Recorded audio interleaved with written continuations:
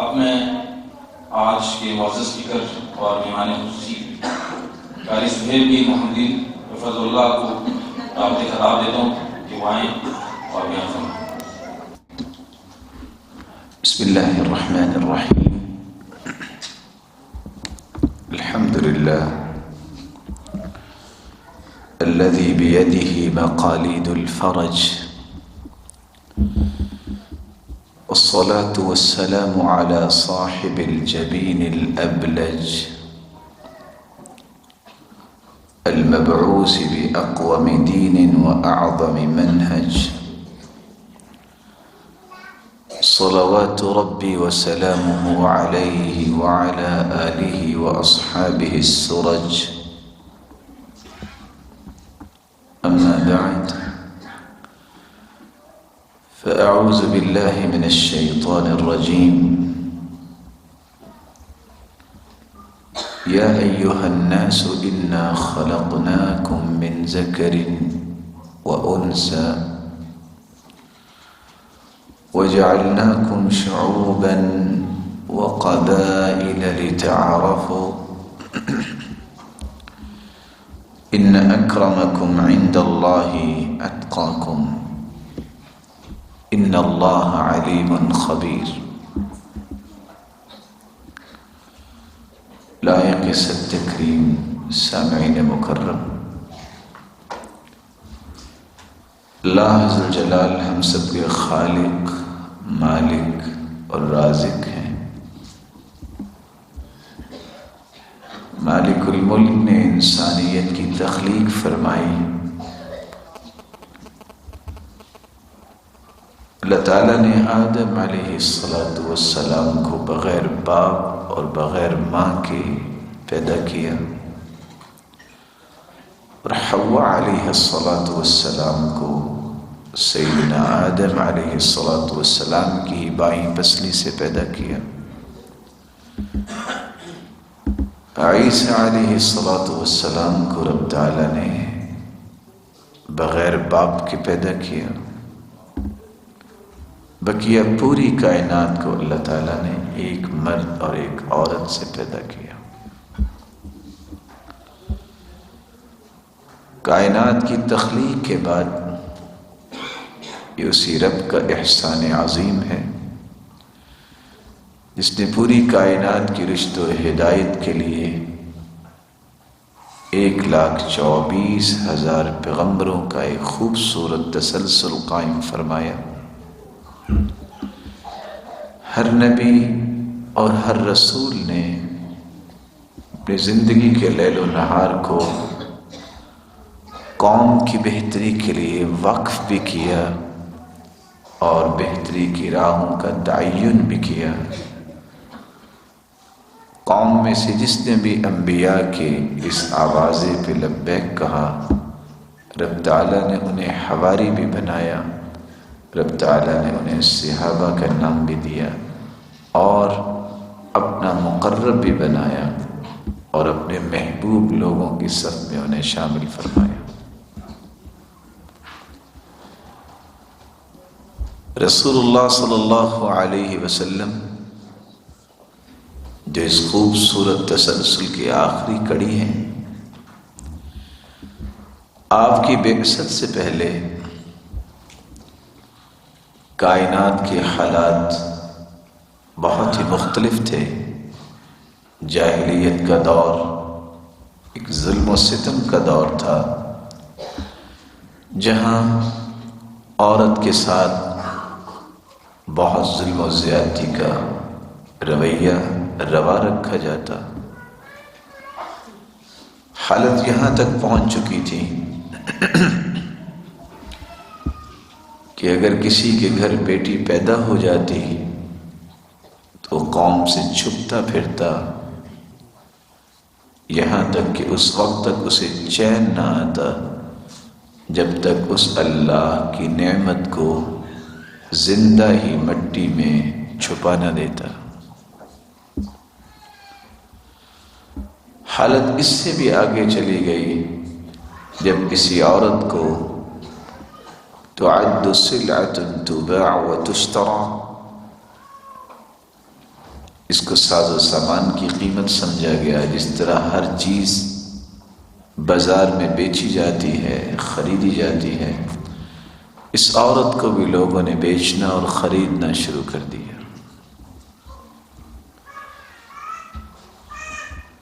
اس بگڑے ہوئے حالات کی ایک جھلک یہ بھی ہے،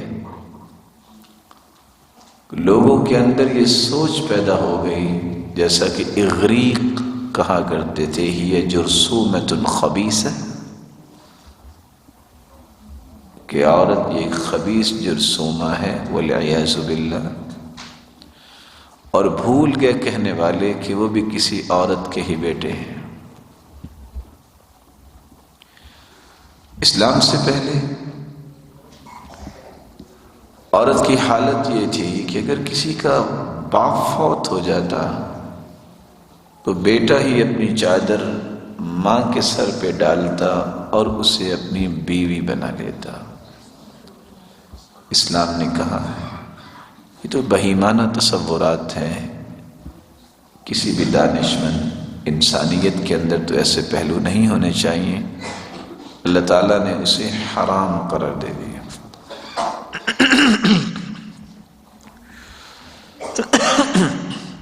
اور اللہ تعالیٰ نے قرآن مجید کا نزول فرمایا، رب تعالیٰ فرماتے ہیں وَلَا تَنْكِحُوا مَا نَكَحَ آبَاؤُكُمْ مِنَ النِّسَاءِ إِلَّا مَا قَدْ سَلَفَ إِنَّهُ كَانَ فَاحِشَةً وَمَقْتًا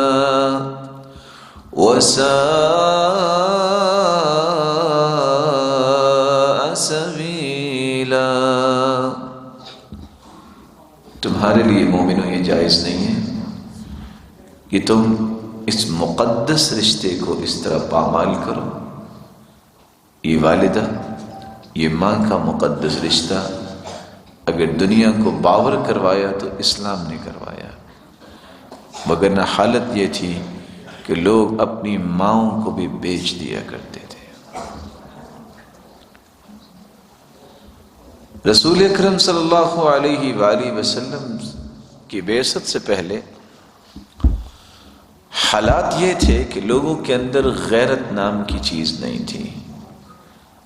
شہرت، ریاکاری، گھمنڈ اور غرور یہاں تک پہنچ چکا تھا، دنیا کے اندر اپنا نام پیدا کرنے کے لیے اس ناموری کی حرص اور لالچ اور طمع میں انسانیت یہاں تک جا چکی تھی کہ کوئی شخص اگر پہلوان اپنے اولاد کو بنانا چاہتا تو اپنی ہی عزت، اپنی ہی بیوی کو یہ کہہ دیتا استبضعی من فلان، جاؤ فلاں پہلوان کے گھر چلی جاؤ اور چند ایام کے لیے اس کی بیوی بن جاؤ، پھر میرے پاس واپس آ جانا۔ اسلام نے اس کو بھی بہیمانہ تصور سمجھا کہ یہ جانور بھی ایسا نہیں کرتے۔ اسلام کے پہلے جاہلیت کے اندر حالت یہاں تک پہنچ گئی، ایک ہی عورت کے ساتھ 10 لوگ نکاح کر لیتے اور اس کو بھی وہ نکاح ہی سمجھتے تھے۔ جب اولاد ہوتی تو قرآن اندازی کی جاتی، جس کا نام قرآن اندازی میں نکل آتا کہتے یہ فلاں کا بیٹا ہے۔ اسلام نے کہا نسب نامے کی یہ کیفیت جانوروں میں تو ہو سکتی ہے، مسلمان کا نسب نامہ پاک صاف ہوتا ہے، یہ مسلمانوں کے لائق نہیں۔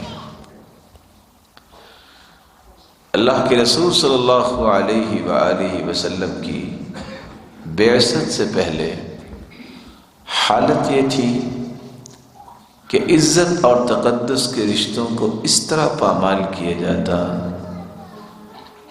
کہ خفیہ تعلقات قائم کر کے اس کو شادی کا نام دے دیا جاتا۔ قرآن مجید نے یہ بتایا ولا متخذات اخدان، چپکے سے تعلق بنانے والی عورتوں سے شادی کرنا جائز نہیں ہے۔ بلکہ رسول اللہ صلی اللہ علیہ وآلہ وسلم نے اتنی بڑی بات کہہ دی مسلمانوں کو، لعن اللہ الزواقین والذواقات، لعنت ہے ایسے مردوں پر بھی اور ایسی عورتوں پر بھی، لعن اللہ المختفیہ والمختفیۃ، ایسی عورت پر اور ایسے مرد پر لعنت ہے جو خفیہ انداز سے اس تقدس رشتے کو پامال کرتے ہیں۔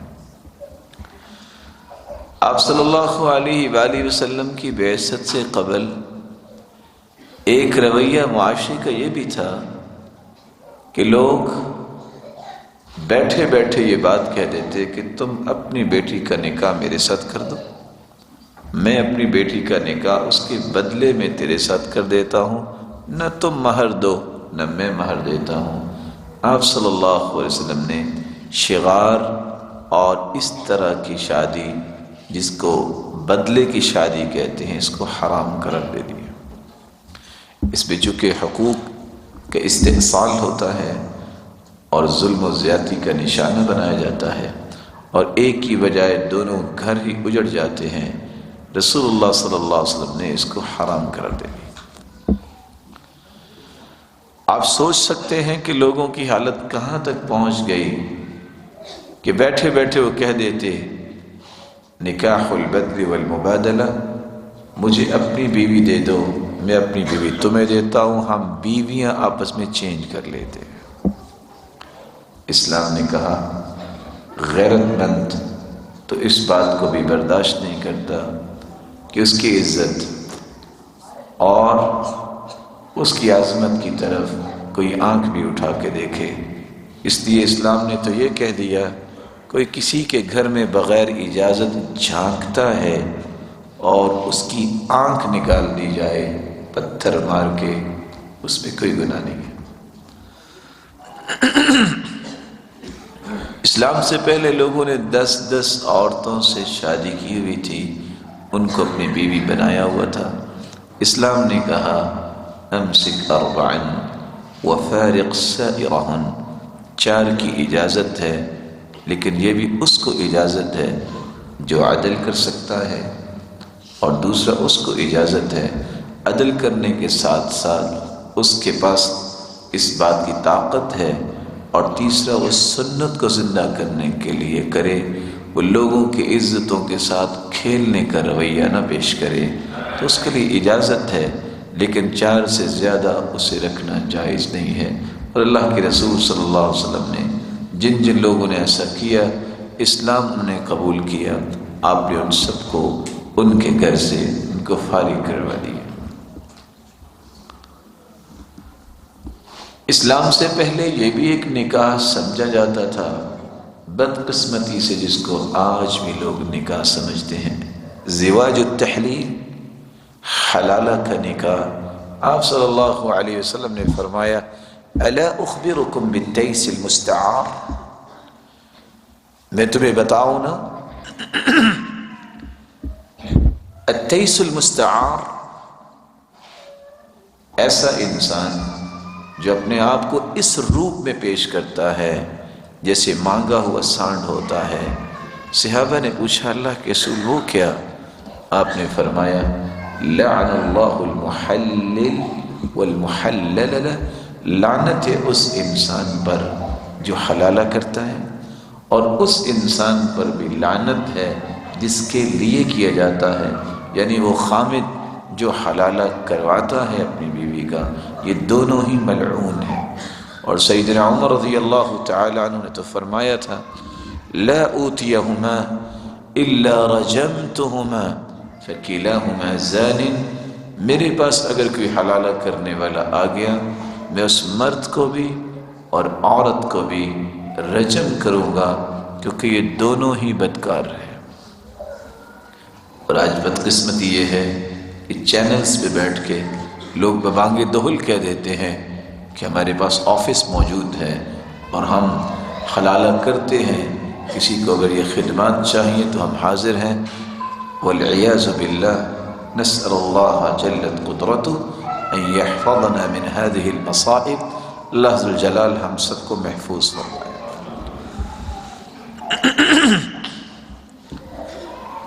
اسلام سے پہلے چونکہ اسلام نے یہ بتایا ہے کہ خالہ جو ہوتی ہے یہ ماں جیسی ہوتی ہے. ایک خالہ اور اس کی بھانجی ایک ہی گھر میں ایک ہی وقت میں کسی آدمی کے ساتھ نکاح نہیں کر سکتی. اسلام نے اس کو منع قرار دے دیا.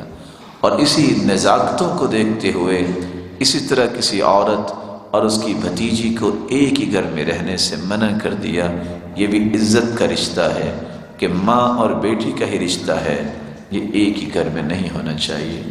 شریعت نے یہاں تک کہہ دیا، اسلام سے پہلے یہ بھی نہیں تھا کہ دو بہنیں بیک وقت ایک مرد کے نکاح میں نہیں ہوں گی. رسول اللہ صلی اللہ علیہ وسلم پر قرآن نازل ہوا اور اللہ تعالیٰ نے اس کو بھی حرام قرار دے دیا.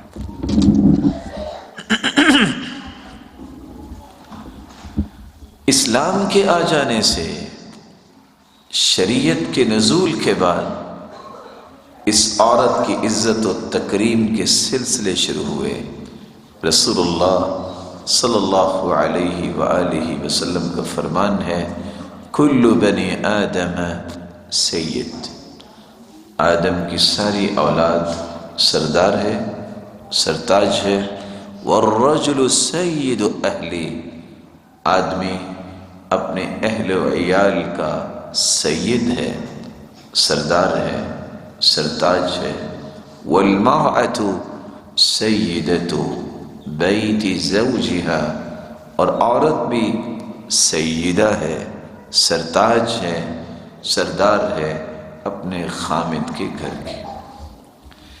کس طرح اللہ تعالیٰ نے مرد اور عورت کو مقام سے نوازا، خصوصاً وہ عورت جس کا کوئی تصور نہیں تھا. ہر شخص اس طرح حقارت کی نظر سے دیکھتا. اور کیسے کیسے لوگ تھے جنہوں نے ایک نہیں بلکہ اپنے دوستوں کے ساتھ مل ملا کے 18 بچیوں کو زندہ درگور کیا تھا.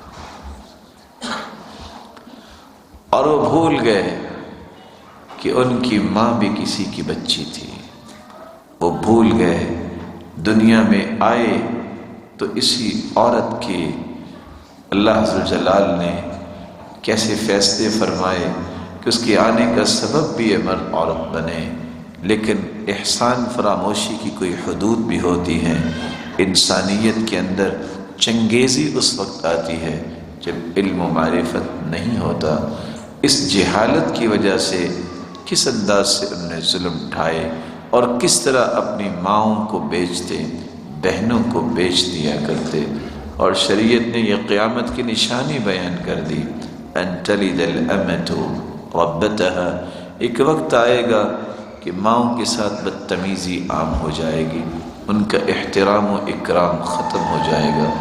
یہاں تک کہ ایک شخص اپنی ماں کو بیچ دے گا، بکتے بکتے اور بکتے دوبارہ پھر اسی کے پاس ہی وہ بکتی آ جائے گی.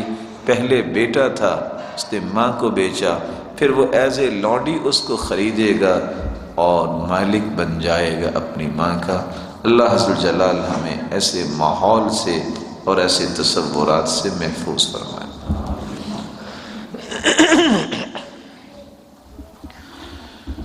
اللہ تعالیٰ نے جب عورت کو مقام دینا شروع کیا تو اسلام کے ذریعے، قرآن کے ذریعے، رسول اللہ صلی اللہ علیہ وسلم کے فرامین کے ذریعے رب تعالیٰ نے سب سے پہلے وہ جو خمار تھا مردوں کے ذہنوں میں، اس خناس کو دور کیا اور یہ آیت نازل کی کہ اولاد دینے والا اللہ ہے. اور اولاد میں مقدم کیا تو بیٹی کو مقدم کیا، بیٹے کا تذکرہ ہی بعد میں کیا. ارشاد ربانی ہے، یَهَبُ لِمَن يَشَاءُ إِنَاثًا وَيَهَبُ لِمَن يَشَاءُ الذُّكُورَ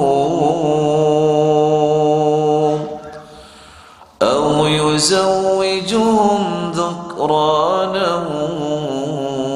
وإناثا ويجعل من يشاء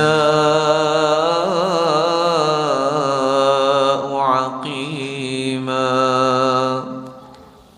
اولاد دینے والا تو وہی ہے جو سب کا خالق بھی ہے، مالک بھی ہے، رازق بھی ہے. وہ جس کو چاہے بیٹیوں کی نعمت سے نواز دے، وہ جس کو چاہے بیٹوں سے نواز دے، اور جس کو چاہے دونوں نعمتیں عطا کر دے، اور جس کو چاہے بانجھ بنا دے، دونوں نعمتوں سے محروم کر دے. وہ ذات ایسی ہے اس کے بارے میں کوئی سوال نہیں کر سکتا، اس سے کوئی پوچھ نہیں سکتا. لا يسأل عما يفعل وهم يسألون. دنیا کی کوئی طاقت نہیں ہے کوئی یہ سوال کر سکے کہ اللہ نے ایسا کیوں کیا، کیونکہ سب مخلوق ہے، وہ اکیلا خالق ہے، وہ یکتا ہے اپنی ذات کے اعتبار سے بھی، اپنے فیصلوں کے اعتبار سے بھی، اور اپنی صفات کے اعتبار سے بھی، اور اپنے خوبصورت ناموں کے اعتبار سے. جس طرح خالق و مخلوق میں فرق ہے، اس طرح خالق و مخلوق کی صفات میں بھی فرق ہے، اور اس کے ناموں میں بھی فرق ہے. اللہ تعالیٰ نے ایک پھر دوسری مرتبہ انسانیت میں برابری کے بارے میں حکم نازل کر دیا کہ مت سمجھیے کہ عورت کی کوئی حیثیت نہیں. جس طرح مرد کی معاشرے میں حیثیت ہے، عورت کی اسی طرح ہی حیثیت ہے. اللہ تعالیٰ نے انسانیت میں برابری کے بارے میں یہ فرمان نازل کر دیا. یا ایھا الناس انا خلقناکم من ذکر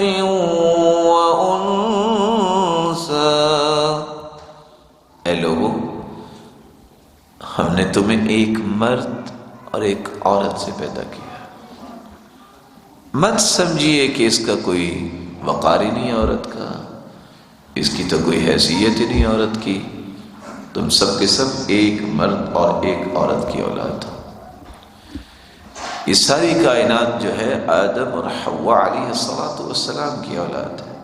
وہ آدم من تراب، اور آدم علیہ السلام کو اللہ تعالیٰ نے مٹی سے پیدا کیا. تمہارے اندر یہ فخر اور گمنڈ اور غرور ہے، کس بات کا غرور ہے؟ کلنا من آدم و آدم من تراب. سب کے سب تو ہم آدم کی اولاد ہیں، اور آدم کو اللہ نے مٹی سے بنایا تھا. اور ساتھ اللہ کے رسول نے پھر تنبیہ کی، سنو تکبر اور گمنڈ چھوڑ دو، وگرنہ اللہ تعالیٰ تمہیں جعلان بنا دیں گے. جعلان اس کیڑے مکوڑے کو کہتے ہیں جو غلاظت میں پلتا ہے. اللہ تعالیٰ ہم سب کو دین کی صحیح فہم عطا فرمائے. شریعت نے ایک تیسرا مقام عورت کو پھر دیا، اور صفائی ہو رہی ہے جاہلیت کے وہ رجحانات، جاہلیت کی وہ غلط سوچیں جس کی بنیاد پہ عورت کو ظلم و استبداد کا نشانہ بنایا جاتا تھا. اللہ تعالیٰ نے ایمان میں بھی برابری پیش کر دی کہ جس طرح مرد مومن ہو سکتا ہے، عورت بھی مومن ہو سکتی ہے. جو امتیازات مرد کو حاصل ہوتے ہیں ایمان لانے کے بعد، وہ عورت کو بھی حاصل ہوتے ہیں. رب تعالیٰ نے فرمایا من عمل صالحا من ذکر او انثى وهو مؤمن فلنحيينه حياة طيبة ولنجزينهم أجرهم بأحسن ما كانوا يعملون.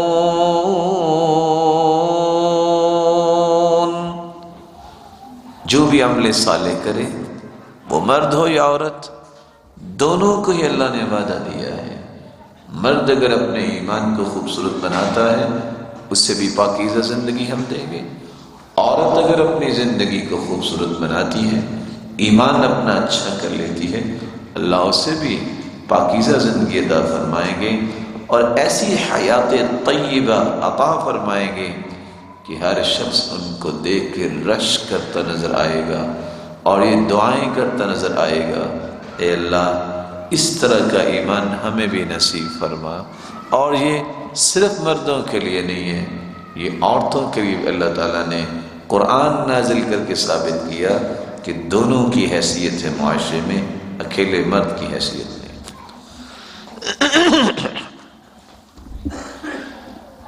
اللہ تعالیٰ نے ایک چوتھا نظام بھی جاری کیا، اس بات کو معاشرے کے دلوں سے کرید کے نکال دیا کہ تمہارا یہ تصور بہت غلط ہے کہ عورت کی بات نہ کرو، عورت کی تو کوئی حیثیت نہیں ہے، اس کی تو کوئی قیمت نہیں ہے۔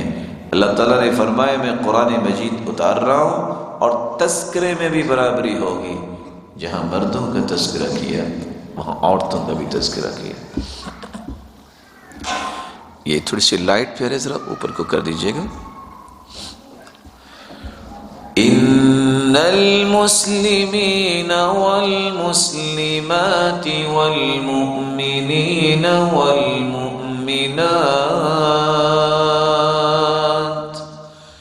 والقانتین والقانتات والصادقین والصادقات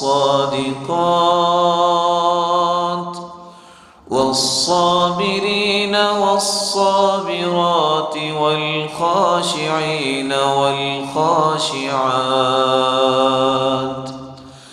والمتصدقین والمتصدقات والصائمین والصائمات والحافظین فروجهم والحافظات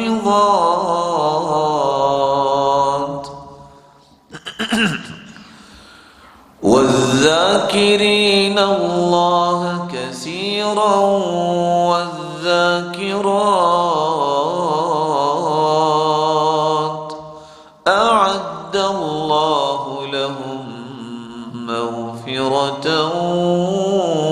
وأجرا عظیما۔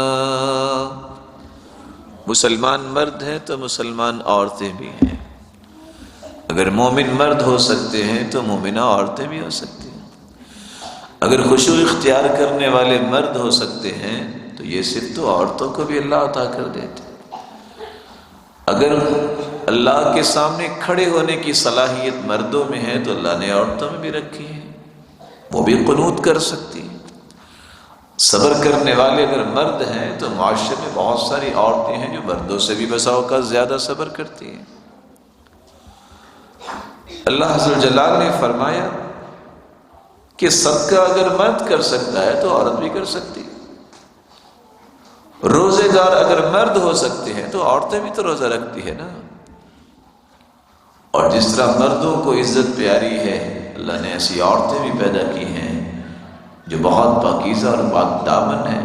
سیدہ عائشہ رضی اللہ تعالی عنہ کو دیکھیے، جس کی پاک دامنی کی جب تک تلاوت نہیں ہوتی قرآن مکمل ہی نہیں ہوتا، اور رب تعالیٰ کروڑوں مرتبہ روزانہ اس عورت کی پاک دامنی کی تلاوت کرواتے ہیں، نمازوں میں بھی اور خارج نماز میں بھی۔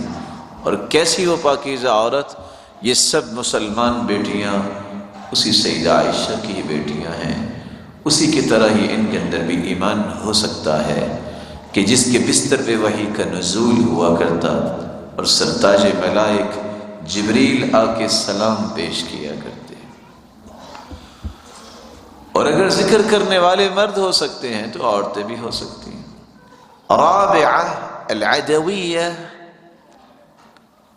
اللہ تعالیٰ نے کیسی صلاحیت دی تھی، 24 گھنٹے کا معمول یہ تھا، صرف سونے کے لیے، صرف نماز پڑھنے کے لیے اور صرف کھانا پکانے کے لیے اٹھتی، وگرنہ ان کا کام یہ تھا رابعہ العدویہ کا کہ وہ سجادہ مصلی پہ بیٹھی اللہ کا ذکر کرتی رہتی، اور جو بھی شخص آتا اور آ کے صرف ایک ہی گزارش کرتا، دعا کر دیجئے، آپ کی دعا کو اللہ رد نہیں کرتا، تو کہا کرتی جس رب نے مجھے پیدا کیا ہے اسی رب نے تمہیں پیدا کیا ہے، تم بھی دعا کیا کرو۔ اور جب وہ سجدے میں جاتی، سجدے سے سر اٹھاتی تو کیا نظر آتا کہ انہا النقع، ایسے لگتا جیسے چشمہ پھوٹ رہا ہے۔ وہ چشمہ نہیں ہوتا تھا، وہ اس کے آنسوؤں کی رمجم جاری ہوتی تھی جو زمین پہ نظر آتی تھی۔ اللہ تعالیٰ نے ایسی عورتیں بھی پیدا کی ہیں، اگر مرد ذکر کر سکتے ہیں تو اللہ نے عورتوں کو بھی یہ شان دی۔ اعد اللہ لہم مغفرۃ واجرا عظیما، اللہ تعالیٰ نے یہ اجر کے وعدے صرف مردوں کے ساتھ نہیں کیے، عورتوں کے ساتھ بھی کیے ہیں۔ اللہ تعالیٰ نے ایک 5واں فیصلہ اور نازل کر دیا۔ کچھ لوگوں کا یہ تصور تھا جاہلیت میں، اور آج بھی اس کے اثرات معاشرے میں نظر آتے ہیں۔ اللہ تعالیٰ نے خلقت میں برابری کا تصور نازل کر دیا۔ مت سمجھو کہ عورت جو ہے اس کی خلقت میں نقص ہے، یہ اللہ کے کچھ فیصلے ہیں جن کو سمجھنا ضروری ہے۔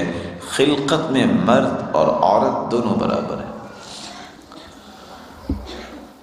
یا ایھا الناس اتقوا ربکم الذی خلقکم من نفس واحدہ وخلق منها زوجها وبث منهما رجالا كثيرا ونساء۔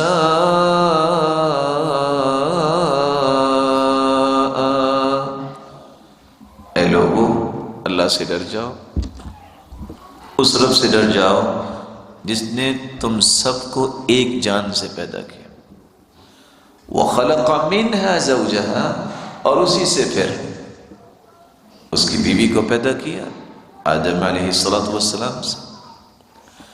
اور آپ کے لیے بھی یہ بات آپ نے کئی مرتبہ یہ سنی ہوگی، آج بھی اگر آپ تھوڑا سا میڈیکلی دیکھیں، جس بنیاد پہ سیدنا علی رضی اللہ تعالی عنہ نے فیصلہ کیا تھا کہ عورت کی 18 پسلیاں ہوتی ہیں اور مرد کی 17 پسلیاں ہوتی ہیں، کیونکہ ایک پسلی سے سیدنا آدم علیہ السلام کی، اس پسلی سے حواء علیہ السلام کو پیدا کیا گیا۔ اور تعجب یہ ہے کہ انسان پھر بھی مرد گمنڈ کرتا ہے، اس کی تو ایک پسلی اس سے کم ہے۔ اور سیدنا علی رضی اللہ تعالیٰ عنہ نے فیصلہ ہی اس بنیاد پہ کیا تھا۔ اور فیصلہ کیا تھا کہ ایک عورت نے آ کے دعویٰ کر دیا تھا کہ میں عورت تھی، اب میں مرد بن گیا ہوں، تو آپ مجھے اجازت دیں کہ میں شادی کر سکوں۔ اور یہ بھی ایک حیران کن بات ہے، آج تو اس طرح کے بہت سارے ایشوز معاشرے میں آتے ہیں، لیکن دلائل کی روشنی میں اس طرح کے ایشوز کو سمجھنے کے لیے آج کوئی تیار نہیں ہے۔ اللہ تعالیٰ نے ایک چھٹا جو ہے وہ فیصلہ نازل کر کے اس معاشرے کے منہ پہ ایک بہت بڑا تمانچہ تھا جس معاشرے کے اندر عورت کی کوئی عزت نہیں تھی، اللہ تعالیٰ نے پابندی لگا دی۔ 7 ایسے مقدس رشتے گنوائے، خونی اور اسی طرح رضائی، کہ ان رشتوں کے تقدس کو پامال نہ کیا جائے۔ حرمت کے الفاظ نازل کر دیے۔ اللہ عز و جلال فرماتے ہیں حرمت علیکم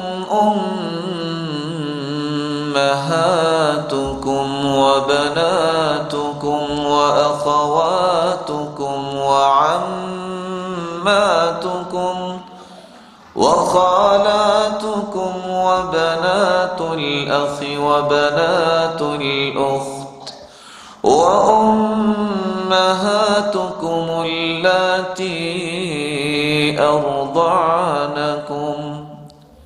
حرام ہے تم پر کہ تم ماؤں کے ساتھ، اپنی بیٹیوں کے ساتھ، اپنی خالہ کے ساتھ، اپنی پھپھو کے ساتھ، اور اسی طرح اپنی بھانجی کے ساتھ اور اپنی بھتیجی کے ساتھ، ان رشتوں کے ساتھ تم نکاح نہیں کر سکتے۔ یہ حرمت کے جب الفاظ نازل ہوئے، معاشرہ چونک گیا کہ تو قرآن نے کیسا فیصلہ دے دیا ہے۔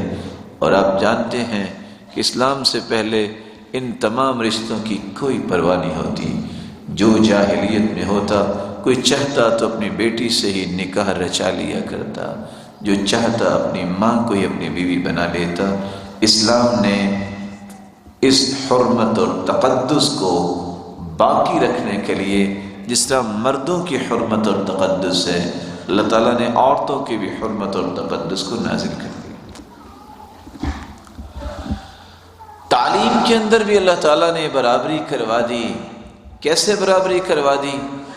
مرد اللہ کے رسول صلی اللہ علیہ وآلہ وسلم سے پڑھنے کے لیے آیا کرتے اور اللہ کے رسول ان کو سکھایا کرتے۔ عورتیں بھی اکٹھی ہو گئیں۔ ابو سعید فرماتے ہیں قالت النساء، عورتیں اکٹھی ہو کے کہنے لگیں غلبنا علیک الرجال، اللہ کے پیارے پیغمبر مرد تو غالب آ گئے۔ پوچھا مرد کیسے غالب آ گئے؟ کہا وہ آپ کی باتیں سنتے ہیں اور آپ سے علم حاصل کرتے ہیں۔ فاجعل لنا یوما من نفسک، ہمارا کوئی حق نہیں ہے کہ ہم تعلیم سیکھیں، ہم تعلیم حاصل کریں، یہ علم ہمارا حق نہیں ہے۔ فوعدہن یوما، اللہ کے رسول صلی اللہ علیہ وسلم نے انہیں وعدہ دیا کہ فلاں انصاریہ صحابیہ کے گھر تم جمع ہو جانا، میں تمہیں وہاں آ کے وعظ بھی کروں گا اور تمہیں دین کی تعلیم بھی دوں گا۔ اللہ کے رسول صلی اللہ علیہ وآلہ وسلم نے ان کو باقاعدہ وقت دیا، ان کو پڑھایا، ان کو سمجھایا۔ تو اللہ ذوالجلال نے تعلیم میں بھی مرد اور عورت کے لیے برابری کا تصور پیش کر دیا۔ علیہ جو ہارون الرشید کی بہن تھی، اللہ تعالیٰ نے صحابیات کو تو کمال دیا ہی تھا، وہ تو بحث کی ضرورت ہی نہیں ہے۔ تابعات کو بھی اللہ نے کمال دیا تھا، بحث کی ضرورت نہیں ہے۔ حفصہ بنت سیرین، یہ محمد بن سیرین اور احمد بن سیرین کی بہن ہے۔ جب بھائیوں سے کوئی مسئلہ مشکل ہو جاتا تو وہ کہتے ہمیں تو علم نہیں ہے، تم حفصہ سے جا کے پوچھ لو، وہ تمہیں اس مسئلے کا حل بتا دیں گے۔ اور کہا کرتی تھی علیہ، یہ ہارون الرشید کی بہن ہے، کہ نحن نساء مع رجالنا ورجال مع غیرہم، ہم عورتیں ضرور ہیں لیکن کن کے لیے عورتیں ہیں؟ اپنے باپ، اپنے بھائی، اپنے بیٹے اور اپنے خامدوں کے لیے عورتیں ہیں، لیکن اگر کوئی ظلم و زیادتی کرے گا تو بقیہ مردوں کے ساتھ ہم مرد بھی ہیں۔ یہ جرت اسلام نے دی، یہ بہادری اور ایمان کی بلندی اسلام نے عطا کی۔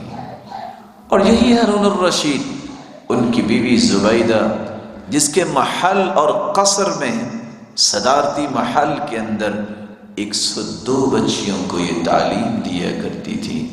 اور آپ کے لیے یہ بات حیرانگی کی ہوگی کہ آج تو یہ شوق ختم ہو گیا، آج تو بس یہ شوق رہ گیا ہے کہ بدھا کی تصویر کون بنائے گی۔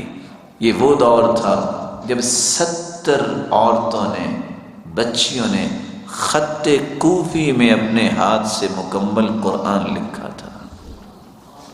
اور یہ وہی زبیدہ ہے کہ جس نے حاجیوں کے لیے زبیدہ نہر بنوائی تھی۔ جب اس نے دیکھا کہ یہاں تو حاجیوں کے لیے مسائل ہی بہت ہیں، اس نے انجینئرز کو بلایا کہ فوراً یہاں نہر بنوائی جائے۔ کہا یہ بہت مشکل کام ہے، پہاڑ کو کون کاٹے گا، کیسے نہر بنے گی؟ کہا ایک مرتبہ معول، اگر کدال کے ساتھ ایک تم ضرب لگاؤ تو 1 دینار بھی اس پہ خرچ آئے تو پیمنٹ میں کروں گی۔ اور پھر وہ نہر بنی۔ دجلہ کے کنارے پہ زبیدہ بیٹھی تھی رحمہ اللہ۔ جب ان کے سامنے واؤچرز پیش کیے گئے کہ یہ اخراجات ہیں، اس نے اسی طرح ان کو پکڑا اور کہا اس کو دجلہ کے سپرد کر دو، اور ساتھ کہا میرے مالک، میں نے بغیر دیکھے پیمنٹ کر دی ہے، میرے حسابات کو بھی بغیر دیکھے مجھے جنت دے دینا۔ یہ کمالات اللہ تعالیٰ نے اسلام کے بعد عورت کو عطا کیے۔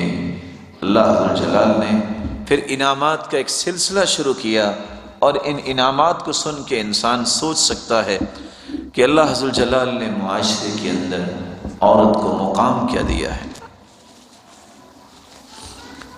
ماں کا درجہ دیا.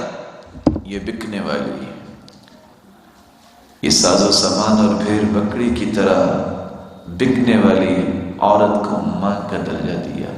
کیسا درجہ دیا؟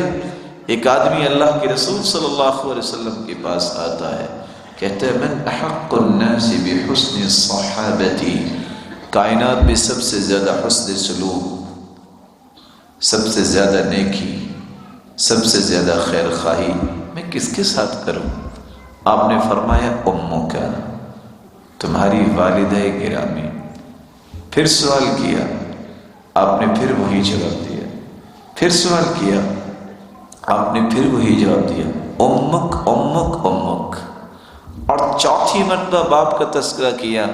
یہ صحیح بخاری اور صحیح مسلم کی روایت ان لوگوں کے منہ میں لگام ڈالنے والی روایت ہے. اس روایت میں عورت کو 3 حق شریعت نے دیے اور مرد کو 1 حق دیا ہے. جو عورت کے حقوق کا رونا روتے ہیں، اسلام نے تو عورت کو کچھ دیا نہیں. اس قرآن و حدیث کو پڑھ کے تو دیکھیں. 3 حق دیے ہیں عورت کو اور 1 حق دیا ہے مرد کو. ماں کا درجہ دیا. یہ وہی عورت ہے جس کو اللہ ذوالجلال نے بیوی کا درجہ بھی دیا اور ساتھ تنبیہ کروائی اپنے محبوب کی زبان اطہر سے، فاتقوا اللہ فی النساء. لوگوں، اے مردوں، عورتوں کے معاملے میں اللہ سے ڈر جاؤ. استوصوا بالنساء خیرا، عورتوں پہ ظلم و زیادتی کرنے سے باز آ جاؤ. ساتھ اللہ کے رسول نے فرمایا فَإِنَّكُمْ أَخَذْتُمُوهُنَّ بِأَمَانِ اللَّهِ، تم نے اللہ کی امانت کے ساتھ انہیں حاصل کیا ہے. نکاح کے ذریعے ظلم و زیادتی کا نشانہ نہ بناؤ. اور یاد رکھو وَلَهُنَّ عَلَيْكُمْ رِزْقُهُنَّ وَكِسْوَتُهُنَّ بِالْمَعْرُوفِ، جس طرح تمہارے حقوق عورتوں پر ہیں، عورتوں کے حقوق تم پر بھی ہیں. ان کے کھانے کا خیال کرنا، ان کے لباس کا خیال کرنا. اور ساتھ یہ فرمایا ان تکسوها اذا اکتسیت، تمہارا دل چاہتا ہے نا اچھا لباس پہنو، تو جب اپنا لباس خریدنے جاؤ تو اپنی بیوی کا بھی خریدا کرو. تمہارا جی چاہتا ہے نا اچھے کھانے کھاؤ، تو جب خود کھاؤ ان تطعمها اذا طعمت، تو اس کو بھی کھلاؤ. مت یہ کہا کرو میں بس بازار گیا تھا اور میں نے لباس خریدا ہے، تمہارے پاس تو پڑا ہوگا نا وہ جو خالہ نے دیا تھا. نہیں، ان ہیلو بہانوں سے اپنے اس عظمت کو مت گراؤ. اس کو بھی پہناؤ، اس کو بھی کھلاؤ. ولا تقبح، اب اس کی قباحتیں مت بیان کرو کہ یہ تو نسل اچھی نہیں ہے. کیسے نسل اچھی نہیں ہے؟ آپ تو بڑے اہتمام سے 200 لوگ لے کر گئے، عزت سے لے کے آئے. ایک مومن کی شان تو یہ نہیں ہے کہ بعد میں اس طرح کی قباحتیں پیش کرے. ولا تضرب الوجه، اس کے چہرے پہ مت مارو. فإن الصورة محترمة، کیونکہ انسان کا چہرہ محترم ہوتا ہے. ما ضرب رسول اللہ صلی اللہ علیہ وسلم خادما ولا امرأة قط، پوری زندگی رسول اللہ صلی اللہ علیہ وسلم نے کسی عورت کو اور کسی خادم کو مارا نہیں ہے. اس لیے وہ تصور جو جاہلیت میں تھا آج بھی موجود ہے. کچھ لوگوں کا ذہن ہوتا ہے اور وہ کہتے ہیں یہ تو ہمارے پاؤں کی جوتی ہے. یاد رکھنا وہ خود بھی پاؤں ہی ہوتے ہیں. اور کچھ لوگ کہتے ہیں یہ تو ہماری عزت ہے، ہمارے سر کا تاج ہے. وہ خود بھی سر ہی ہوتے ہیں. ان کا اپنا مقام ہوتا ہے تو وہ کسی کو مقام دیتے ہیں. ان کا اپنا مقام نہیں ہوتا تو وہ دوسرے کو بھی مقام دینے کی صلاحیت نہیں رکھتے. اللہ تعالیٰ نے اس کو سکون کا مصدر قرار دیا اور اللہ عز و جلال نے اس کو اپنی نشانیوں میں سے ایک نشانی قرار دیا. اتنا بڑا مقام کہ اللہ کی بہت ساری نشانیاں ہیں، لیکن اللہ عز و جلال نے اس کو اپنی نشانی قرار دے دیا. فرمایا وَمِنْ آيَاتِهِ أَنْ خَلَقَ لكم من أنفسكم أزواجا لتسكنوا إليها وجعل بينكم مودة ورحمة إن في ذلك لآيات لقوم يتفكرون۔ اللہ کی نشانیوں میں سے ایک نشانی یہ بھی ہے کہ اللہ تعالیٰ نے تمہاری بیویوں کو بندوبست کیا، تم سکون حاصل کرتے ہو، اور اللہ تعالیٰ نے اس کو مودت اور رحمت بنایا ہے۔ جوانی میں محبت غالب ہوتی ہے، اور اللہ کے رسول کا فرمان ہے لم یرا مثل المتحابین فی النکاح، نکاح سے بڑھ کے دنیا میں کوئی محبت نہیں ہو سکتی، اس کا بدیل ہی کوئی نہیں ہے، کوئی آلٹرنیٹ محبت نہیں ہے جتنی اللہ تعالیٰ نے زوجین کی محبت رکھتی ہوتی ہے۔ جوانی میں شادی کے بعد محبت غالب ہوتی ہے، جیسے انسان کی عمر بڑھتی ہے رحمت غالب آ جاتی ہے، پھر ایک دوسرے کا احساس شروع ہو جاتا ہے۔ اسی لیے آپ نے دیکھا ہوگا کتنے لوگ جو ہیں آج کل تو خیر اس طرح کی باتوں کو لوگ نشانہ بھی بناتے ہیں، جو ہی عمر بڑی ہوتی ہے کبھی چائے مرد پکا رہا ہوتا ہے کہ چلو آج بیمار ہے تو اس کا خیال کر لیا جائے۔ ہاں آج کل کو ایسا کرے تو فوراً ایک نوبل پرائز سے بچتا ہے کہ کہیں نوبل پرائز نہ مجھے مل جائے۔ وہ نوبل پرائز کیا ہے؟ لوگ فٹ کہتے ہیں ہمیں پہلے ہی پتا تھا کہ یہ رن مرید ہوگا، حالانکہ اللہ کے رسول صلی اللہ علیہ وسلم نے امت کو یہ سبق دیا، یہ درس دیا۔ اور صحیح بخاری کی روایت ہے سیدہ میمونہ رضی اللہ تعالی عنہا جب ان کو سواری پہ سوار کرنا تھا، آپ زمین پہ بیٹھے، افضل البشر سید البشر، پوری کائنات ایک طرف اور محمد کریم صلی اللہ علیہ وسلم ایک طرف، آپ زمین پہ بیٹھے، اپنے گھٹنے کو اٹھایا اور کہا میمونہ یہاں پاؤں رکھو اور پھر اونٹ پہ سوار۔ آج ہو سکتا ہے کہ بیوی کے لیے کوئی گاڑی کا دروازہ بھی کھولے؟ نہیں ہو سکتا۔ ہاں ہو سکتا ہے جن کو اللہ نے سمجھ دی ہے۔ اللہ عز و جلال نے اپنے پیغمبر کے ذریعے اس انداز سے بھی عورتوں کو مقام دلوایا۔ رسول اللہ صلی اللہ علیہ وآلہ وسلم پر قرآن نازل کیا، اور اللہ تعالیٰ نے عورتوں کی قلبی نزاکت کا خیال کرتے ہوئے یہ آیتیں نازل کر دی۔ جب ثابت بن قیس بن شماس نے اپنی بیوی سے زہار کر لیا اور کہہ دیا انتی کا ظہر امی، تم میری ماں جیسی ہو، تو خولہ رضی اللہ تعالی عنہا اللہ کے رسول کے پاس آ گئی، کہتی ہیں یا رسول اللہ صلی اللہ علیہ وسلم، اللہ کے پیارے پیغمبر ایک بات تو بتائیں۔ اکل مالی، میرا مال تھا وہ میں نے اس کو ہی دے دیا، وہ بھی اس نے کھا لیا۔ وافنا شبابی، میری جوانی بھی اس کو لوٹا دی۔ ونشرت له بطنی، اور میری وجہ سے اللہ تعالیٰ نے اسے اولاد بھی دی ہے۔ حتی اذا کبرت سنی، اب میں بوڑھی ہو گئی ہوں۔ وانقطع ولدی، اب میرے بچے بھی جوان ہو گئے، وہ بھی الگ الگ ہو گئے، ہم اکیلے ہی تو ہیں۔ ظاہر منی، اب اس نے مجھ سے زہار کر لیا ہے اور کہتا ہے تم میری ماں جیسی ہو۔ یہ بات اللہ کے رسول کے سامنے ہوئی، سیدہ عائشہ سامنے بیٹھی ہیں، اور سیدہ عائشہ فرماتی ہیں کہ یہ بات میں نے نہیں سنی، لیکن رب تعالیٰ نے یہ بات سن لی اور قرآن نازل کر دیا۔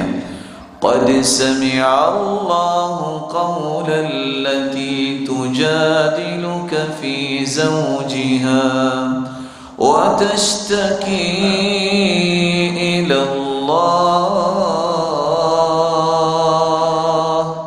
والله يسمع تحاوركما۔ اللہ تعالیٰ نے بات سن لی اور ساتھ ہی فیصلہ نازل کر دیا۔ ایک عورت کے شکوے پر اللہ تعالیٰ نے رکوع نازل کر دیا، ایک عورت، اور معاشرے کو یہ سمجھایا کہ کہ مرد جس طرح بات کرتا ہے اس کی بات کو سنا جاتا ہے، عورت نے صرف چند الفاظ بولے ہیں، رب تعالیٰ نے اس کی حمایت کے اندر یہ قرآن نازل کیا کہ ہاں آئندہ سے اگر تم نے ایسا کیا تو جب تک تم 60 مسکینوں کو کھانا نہیں کھلاؤ گے تم اس کے پاس نہیں جا سکتے، تمہیں 2 مہینوں کے روزے رکھنے پڑیں گے۔ ساتھ اللہ تعالیٰ نے یہ سسٹم وضع کر دیا، اور یہ عورت کی قلبی نزاکتوں کا خیال کرتے ہوئے ایسا کیا، عورت کی معاشرتی نزاکتوں کا خیال کرتے ہوئے کہ معاشرے میں اس کے اوپر کوئی طعنہ نہ دے، معاشرے میں کوئی اس کو بے وقت نہ سمجھے۔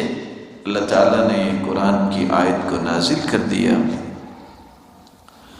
کہ اگر تم اس بات کی طاقت رکھتے ہو کہ تم عدل کر سکتے ہو تو پھر تمہارے لیے اجازت ہے کہ تم ایسا کر لو، اگر تم عدل نہیں کر سکتے تو تمہیں دوسری شادی اور تیسری اور چوتھی شادی نہیں کرنی چاہیے۔ کس وجہ سے؟ اس کی اس معاشرتی نزاکت کو دیکھتے ہوئے کہ وہ بے یار و مددگار معاشرے میں نہ رہے اور کھیل کود کا سامان نہ بنے۔ اللہ تعالیٰ نے یہ فیصلہ قرآن میں نازل کر دیا، بلکہ رب تعالیٰ نے قرآن مجید میں یہ فرمایا وَإِنْ أَرَدْتُمُ اسْتِبْدَالَ زَوْجٍ مَكَانَ زَوْجٍ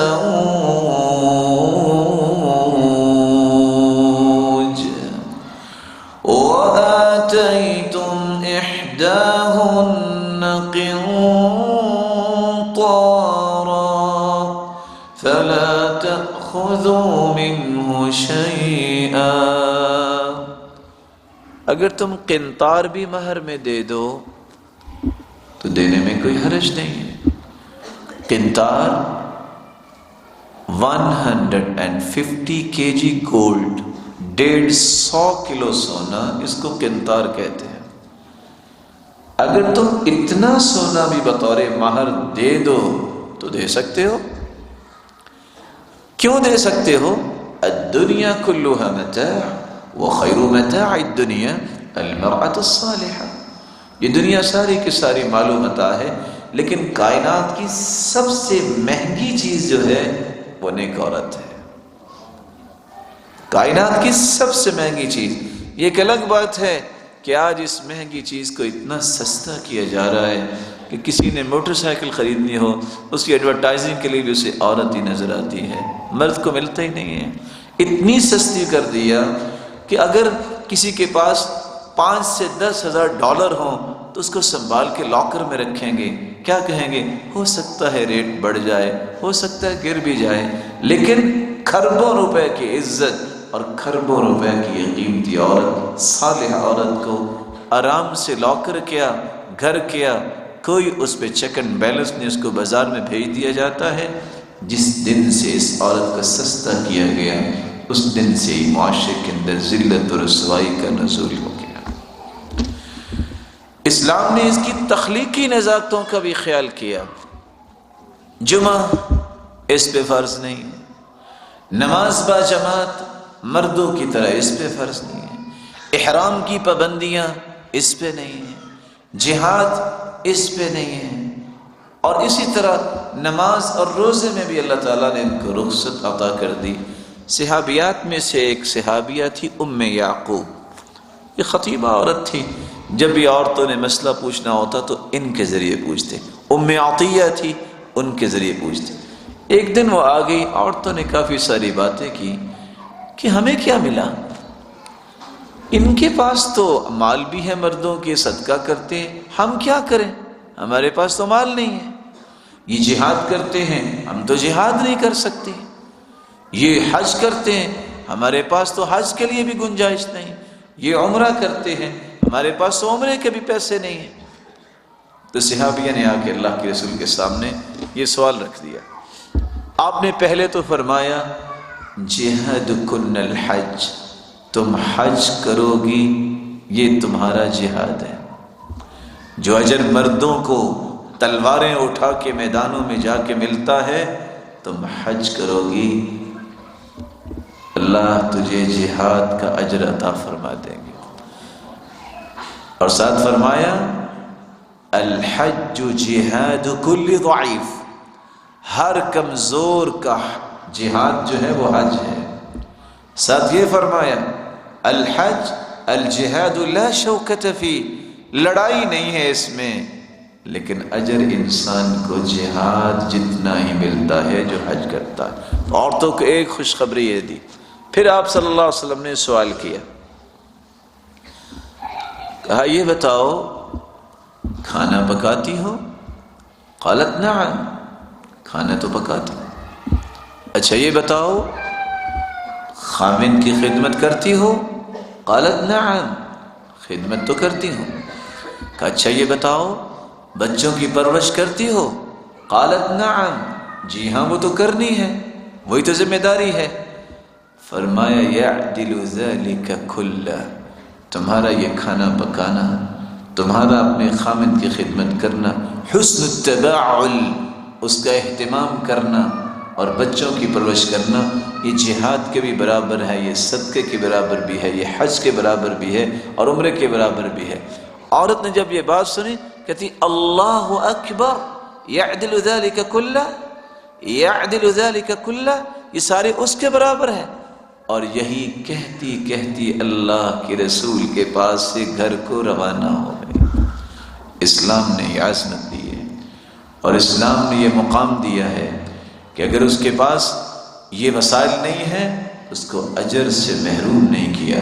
رسول اللہ صلی اللہ علیہ وآلہ وسلم نے اپنی زبان اطہر سے اس عورت کو بیٹی کا درجہ بھی دیا، اور حدیث کے الفاظ ہیں لا تکرہ البنات فإنہن المونسات الغالیات۔ سنو لوگوں، بیٹیوں کو برا نہ سمجھا کرو، ان سے نفرت نہ کیا کرو۔ فإنہن المونسات الغالیات، یہ بہت مہنگی ہوتی ہیں اور والدین کا بہت خیال کرنے والی ہوتی ہیں۔ پھر آپ صلی اللہ علیہ وسلم نے فرمایا من عال جاریتین حتی یدرکا، جس کی 2 بیٹیاں ہوں ان کی اچھی پرورش کرتا ہے یہاں تک کہ وہ بالغ ہو جائے۔ اور حدیث کے الفاظ یہ ہیں کہ جس کی 3 بیٹیاں ہوں، دوسری روایت میں من كانت له 3 بنات، جس کی 3 بیٹیاں ہوں، فصبر علیہن، صبر کرتا ہے، وأطعمہن، ان کو کھانا کھلاتا ہے، وسقاہن، ان کو پلاتا بھی ہے، وکساہن، اور ان کو لباس بھی دیتا ہے، اور جو اللہ نے مال دیا ہے اس میں سے خرچ بھی کرتا ہے، ورباہن، ان کی تربیت بھی کرتا ہے، وزوجہن، اور جب وہ بالغ ہو جائیں تو ان کی شادی بھی کرتا ہے۔ قیامت کا دن ہوگا جس کی تو 2 بیٹیاں ہوں گی، اس نے ایسا کیا، فرمایا انا وہو کہاتین، جنت میں میرے ساتھ اس طرح کھڑا ہوگا جس طرح یہ 2 انگلیاں ہیں۔ اور جس کی 3 بیٹیاں ہیں اور اس طرح کی تربیت کرتا ہے، کن لہ حجابا من النار، قیامت کا دن ہوگا جہنم کے سامنے یہ دیوار بن جائیں گے، اپنے والدین کو جہنم نہیں جانے دیں گے۔ یہ مقام اللہ تعالیٰ نے عورت کو اسلام کے ذریعے عطا کیا، اس کے تشخص اور عزت نفس کو دنیا میں اجاگر کیا۔ یہ نہیں ہے کہ مرد کے بارے میں کوئی بات کر دے تو مرد جو ہے وہ آگ بگولا ہو جاتا ہے اور بدلہ لینے کے لیے تیار ہو جاتا ہے کہ میری عزت، میری شخصیت، میرے بارے میں بات کی۔ سنو، جس طرح تمہاری عزت ہے، قرآن کہتا ہے اس طرح عورت کی بھی عزت ہے، اس کا بھی تشخص ہے، اس کی بھی عزت نفس ہے، اسے بھی معاشرے میں زندہ رہنا ہے، اسے بھی معاشرے میں کام کرنے ہیں، اسے بھی معاشرے کو بنانا ہے، معاشرے کی گرومنگ کرنا، یہ اس کی ذمہ داری ہے۔ یہ بڑے بڑے آئمہ کسی ماں کے ہی بیٹے تھے، یہ امام بخاری بھی کسی عورت کے ہی بیٹے تھے، یہ امام مسلم، یہ امام احمد بن حنبل، یہ بھی کسی ماں کے بیٹے تھے۔ اس لیے ان کے عزت نفس کا خیال کیا جائے اور ان کے تشخص کو اپنے پاؤں تلے روندا نہ جائے۔ اللہ تعالیٰ نے قرآن مجید کو نازل کیا، وَالَّذِينَ يَرْمُونَ الْمُحْصَنَاتِ ثُمَّ لَمْ يَأْتُوا بِأَرْبَعَةِ شُهَدَاءَ فَاجْلِدُوهُمْ 8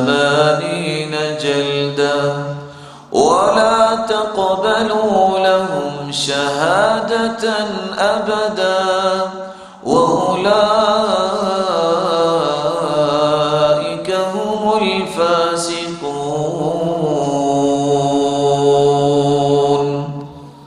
پاک دامن بھولی والی عورتوں پہ جو الزام لگائے اور 4 گواہ پیش نہ کر سکے تو 3 سزائیں اس کو دو۔ پہلی سزا، اس کو 80 کوڑے لگاؤ، اس نے جرت کیسے کی ہے کسی پاک دامن عورت کے بارے میں زبان کھولنے کی۔ دوسری سزا، اس کی گواہی کو آئندہ سے کنسیڈر نہیں کیا جائے گا۔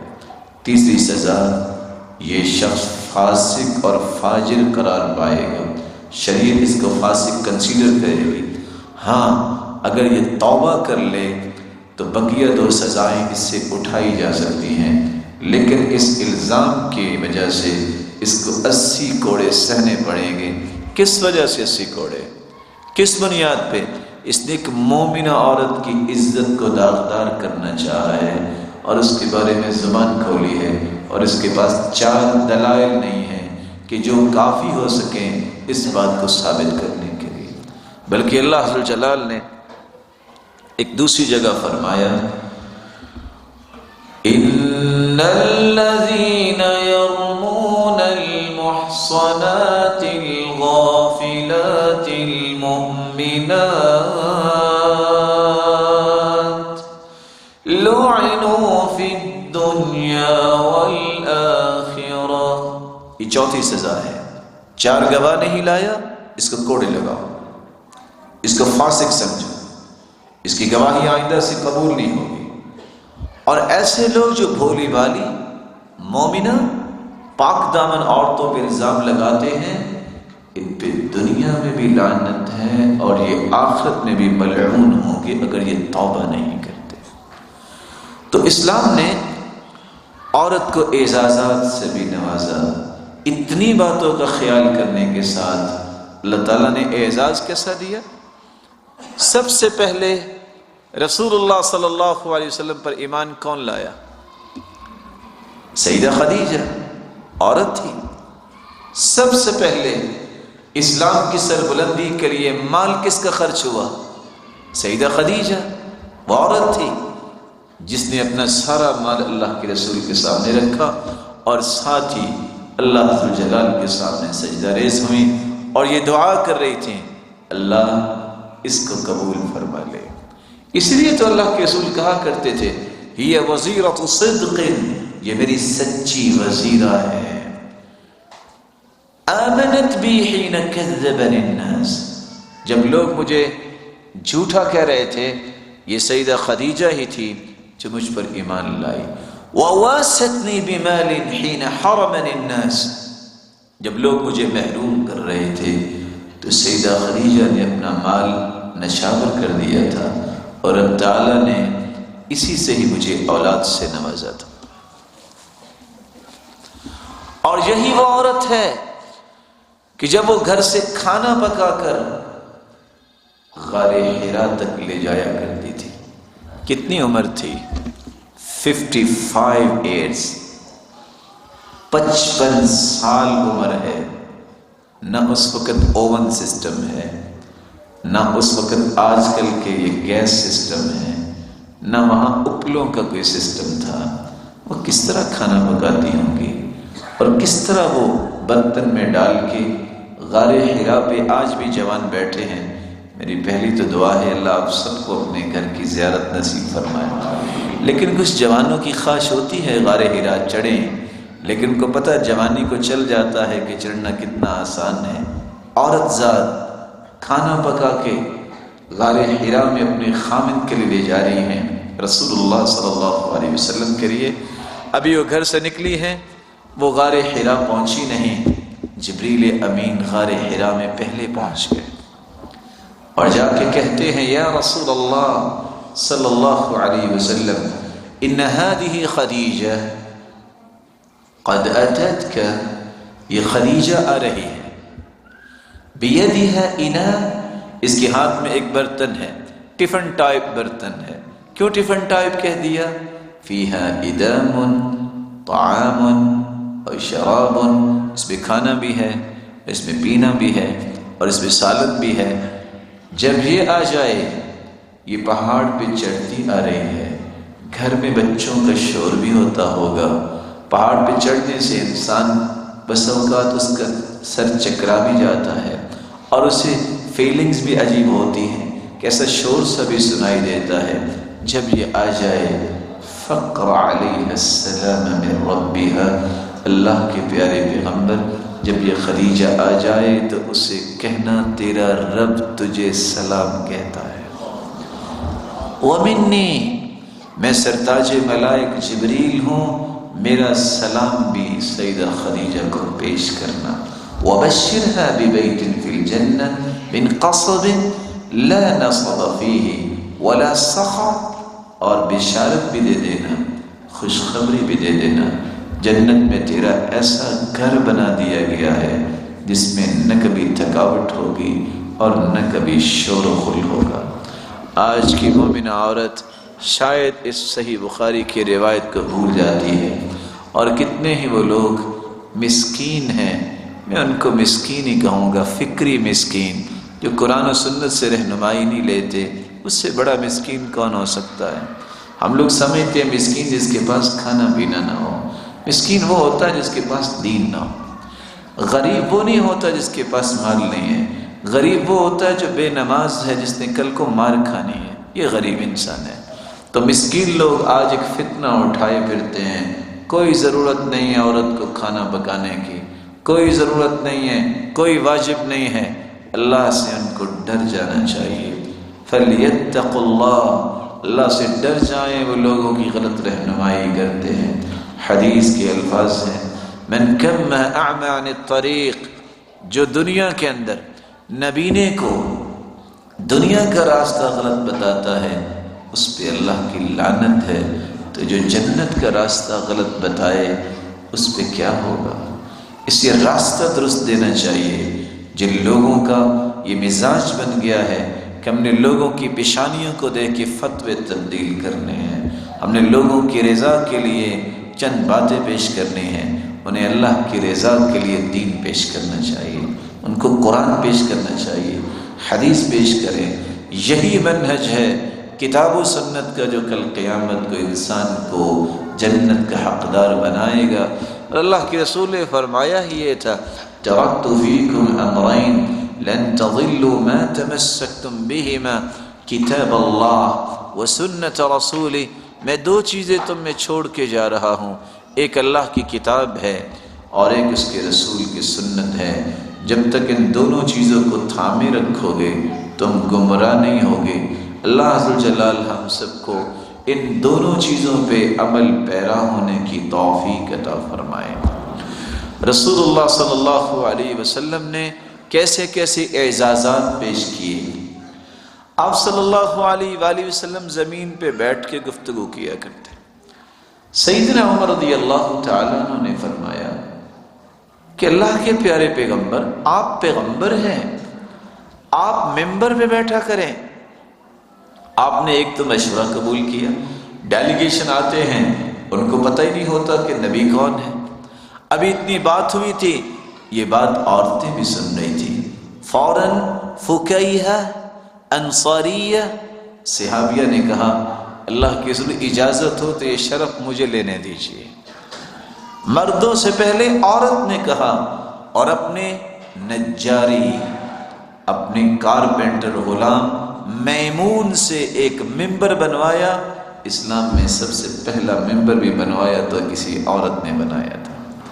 اسلام میں سب سے پہلے بلال نے اگر اذان کہی ہے تو وہ انصاریہ صحابیہ کا گھر ہی مدینہ میں سب سے اونچا تھا، اس کے گھر کی چھت پہ کھڑے ہو کے سیدنا بلال نے اذان دی، اور یہ امتیاز اور اعزاز بھی عورت کو نصیب ہوا۔ رسول اللہ صلی اللہ علیہ وآلہ وسلم نے امت کو یہ بات بھی بتائی کہ سب سے پہلی شہیدہ اگر اسلام میں ہوئی ہے، شہید ہونے والی، تو وہ کون تھی؟ سمیہ رضی اللہ تعالی عنہ، وہ بھی عورت تھی۔ یہ اعزازات دیے، یہ مقام اور بلندیاں اللہ تعالیٰ نے دی اس لیے کہ معاشرہ یہ سمجھے کہ عورت کی بھی کوئی حیثیت ہے۔ اور آپ کے لیے یہ بات بھی ایک سمجھنے والی ہے، خصوصاً لوگوں کے لیے جو کہتے ہیں کہ عورت کو تو اسلام نے کچھ نہیں دیا۔ ہاں، یہ وہ کہہ سکتا ہے وَقَدْ يُنْكِرُ الْعَيْنُ ضَوْءَ الشَّمْسِ مِنْ رَمَدِ، جس کی آنکھوں میں تکلیف ہو چندھیا جائے اس کو سورج نظر نہیں آتا۔ وَقَدْ يُنْكِرُ الْفَمُ طَعْمَ الْمَاءِ مِنْ سَقَمٍ، جب بخار ہو جائے تو جام شیری بھی کڑوا ہی لگتا ہے۔ وَكَيْفَ يَصِحُّ فِي الْأَزْهَارِ شَيْءٌ إِذَا احْتَاجَ النَّهَارُ إِلَى دَلِيلٍ، جب سورج نکلا ہوا ہو اور کوئی پوچھ رہا ہو کہ دلیل دو، سورج نکلا ہے کہ نہیں نکلا، تو اس کے دماغ کے بارے میں کیا کہا جا سکتا ہے؟ اتنے دلائل اور اتنے ثبوت جو اسلام نے پیش کیے، اتنے اعزازات کے بعد بھی کوئی کہے کہ عورت کو اسلام نے مقام نہیں دیا، فَلْيَسْتَحْيِ عَلَى نَفْسِهِ، اس سے اپنے اوپر حیا کرنی چاہیے اور اسلام پہ کوئی بلیم نہیں لگانا چاہیے۔ اسلام نے ایک اور پہلو بھی پیش کیا ہے، اگر کسی کی بیوی قتل ہو جائے تو خامند کو اس کی دیت کتنی ملے گی؟ کون بتائے گا؟ کتنی دیت ہے عورت کی؟ 50 اونٹ۔ اور اگر کسی کا خامند قتل ہو جائے تو عورت کو دیت کتنی ملے گی؟ کون فائدے میں ہے؟ بولے، حق اللہ نے مرد کو زیادہ دیا کہ عورت کو زیادہ دیا؟ عورت کو زیادہ دیا۔ تو آئیے، ان سارے امتیازات کے بعد اللہ تعالیٰ نے جس طرح اس کو امتیازات زیادہ دیے ہیں، اس کی ذمہ داری بھی بڑی ہے۔ ذمہ داری کیا ہے؟ ان ذمہ داریوں کو سنیے جو رسول اللہ صلی اللہ علیہ وسلم نے صحابیات کو سمجھائی تھی۔ سب سے پہلی ذمہ داری یہ ہے جو قرآن مجید نے پیش کی ہے، وَقَرْنَ فِي بُيُوتِكُنَّ وَلَا تَبَرَّجْنَ تَبَرُّجَ الْجَاهِلِيَّةِ الْأُولَى وَأَقِمْنَ الصَّلَاةَ وَآتِينَ الزَّكَاةَ وَأَطِعْنَ اللَّهَ وَرَسُولَهُ إِنَّمَا يُرِيدُ اللَّهُ لِيُذْهِبَ عَنكُمُ الرِّجْسَ أَهْلَ الْبَيْتِ وَيُطَهِّرَكُمْ تَطْهِيرًا۔ ذمہ داری پہلی یہ ہے، وَقَرْنَ فِي بُيُوتِكُنَّ، عورتوں گھروں میں قرار پکڑو، وَلَا تَبَرَّجْنَ تَبَرُّجَ الْجَاهِلِيَّةِ الْأُولَى، جاہلیت جیسا تبرج، بے حجابی، بے پردگی اختیار نہ کرو، وَأَقِمْنَ الصَّلَاةَ، نماز کو قائم کرو، وَآتِينَ الزَّكَاةَ، زکوٰۃ کو ادا کرو، وَأَطِعْنَ اللَّهَ وَرَسُولَهُ، اللہ اور اس کے رسول کی اطاعت کو اپنی زندگی کا غالب رویہ بناؤ۔ انما یرید اللہ، اللہ تعالیٰ تو یہی چاہتے ہیں، لیذہب عنکم الرجس اہل البیت، تاکہ تم سے ہر قسم کی پالیدی کو دور کر دے، اہل البیت اے گھر والو، ویطہرکم تطہیرا، اللہ تعالیٰ تو تمہیں پاکیزہ بنانا چاہتے ہیں۔ وقرن فی بیوتکن، پہلی ذمہ داری گھروں میں قرار پکڑو۔ المرأة عورہ، رسول اللہ صلی اللہ علیہ وسلم نے فرمایا عورت تو پردے کا نام ہے۔ فإذا خرجت المرأة من بيتها استشرفها الشیطان، جب عورت گھر سے نکلتی ہے تو شیطان اسے راہ راست سے گمراہ کرنے کے لیے اس کے پیچھے چلتا ہے۔ وَأَقْرَبُ مَا تَكُونُ الْمَرْأَةُ مِنْ رَحْمَةِ رَبِّهَا إِذَا كَانَتْ فِي قَعْرِ بَيْتِهَا، سب سے قریب اللہ تعالیٰ کی رحمت کی عورت اس وقت ہوتی ہے جب وہ اپنے گھر میں ہوتی ہے۔ آج مسلمانوں کو یہ سمجھنا چاہیے، آج مسلمانوں کے اندر یہ نقوش مٹ گئے، شریعت کہتی ہے کہ عورت گھر سے نکلے تو شیطان اس کے ساتھ چلتا ہے۔ اچھا، تو جب وہ کوئی ایجوکیشن کے لیے ایک دوسرے کے کندھے پہ ہاتھ رکھ کے جب بیٹھے تو پھر شیطان چلا جاتا ہوگا، یا آنکھیں بند کر لیتا ہوگا کہ میں نے کیا دیکھنا ہے، ایسے ہی ہوتا ہوگا۔ یہ کیسی سوچ ہے کہ شریعت کہتی ہے المرأۃ عورہ، عورت ہے ہی پردے کا نام، اور یہ کہتے ہیں ہمارے دل کا پردہ ہوتا ہے۔ بات سیدہ عائشہ کو تو سمجھ نہ آئی، یہ بات ام سلمہ کو تو سمجھ نہ آئی، یہ بات دیگر صحابیات کو تو سمجھ نہ آئی کہ پردہ دل کا ہوتا ہے۔ اور یہ فیصلہ بھی کرنا چاہیے، انسان یہ کہتا کون ہے کہ پردہ دل کا ہوتا ہے؟ جس کے جسم پہ اللہ تعالیٰ معاف فرمائے مختلف قسم کے نشانات ہوں اور پھنسیاں بنی ہوں، تو کوئی ڈاکٹر یہ رپورٹ دے سکتا ہے کہ اس کے خون کی سرکولیشن ٹھیک ہے اور اس کے خون میں کوئی پرابلم نہیں؟ دے سکتا ہے؟ نشانات نظر تبھی آتے ہیں جب خون میں کوئی پرابلم آتی ہے۔ اس طرح کے جذبات کا اظہار وہی دل کر رہا ہوتا ہے جس کے دل میں چور ہوتا ہے، جس کے دل میں اللہ کا خوف نہیں ہوتا۔ وہ کیسی عورت؟ صحیح بخاری کی روایت ہے، عبداللہ ابن عباس کہتے ہیں الا اریک امرأۃ من اہل الجنہ، میں تمہیں جنتی عورت کے بارے میں نہ بتاؤں؟ جنتی عورت، نہ اسے موت آئی، نہ وہ قبر میں گئی، نہ وہ حشر میں آئی، نہ اس کا حساب و کتاب ہوا، نہ وہ پل صراط سے گزری، جنتی عورت۔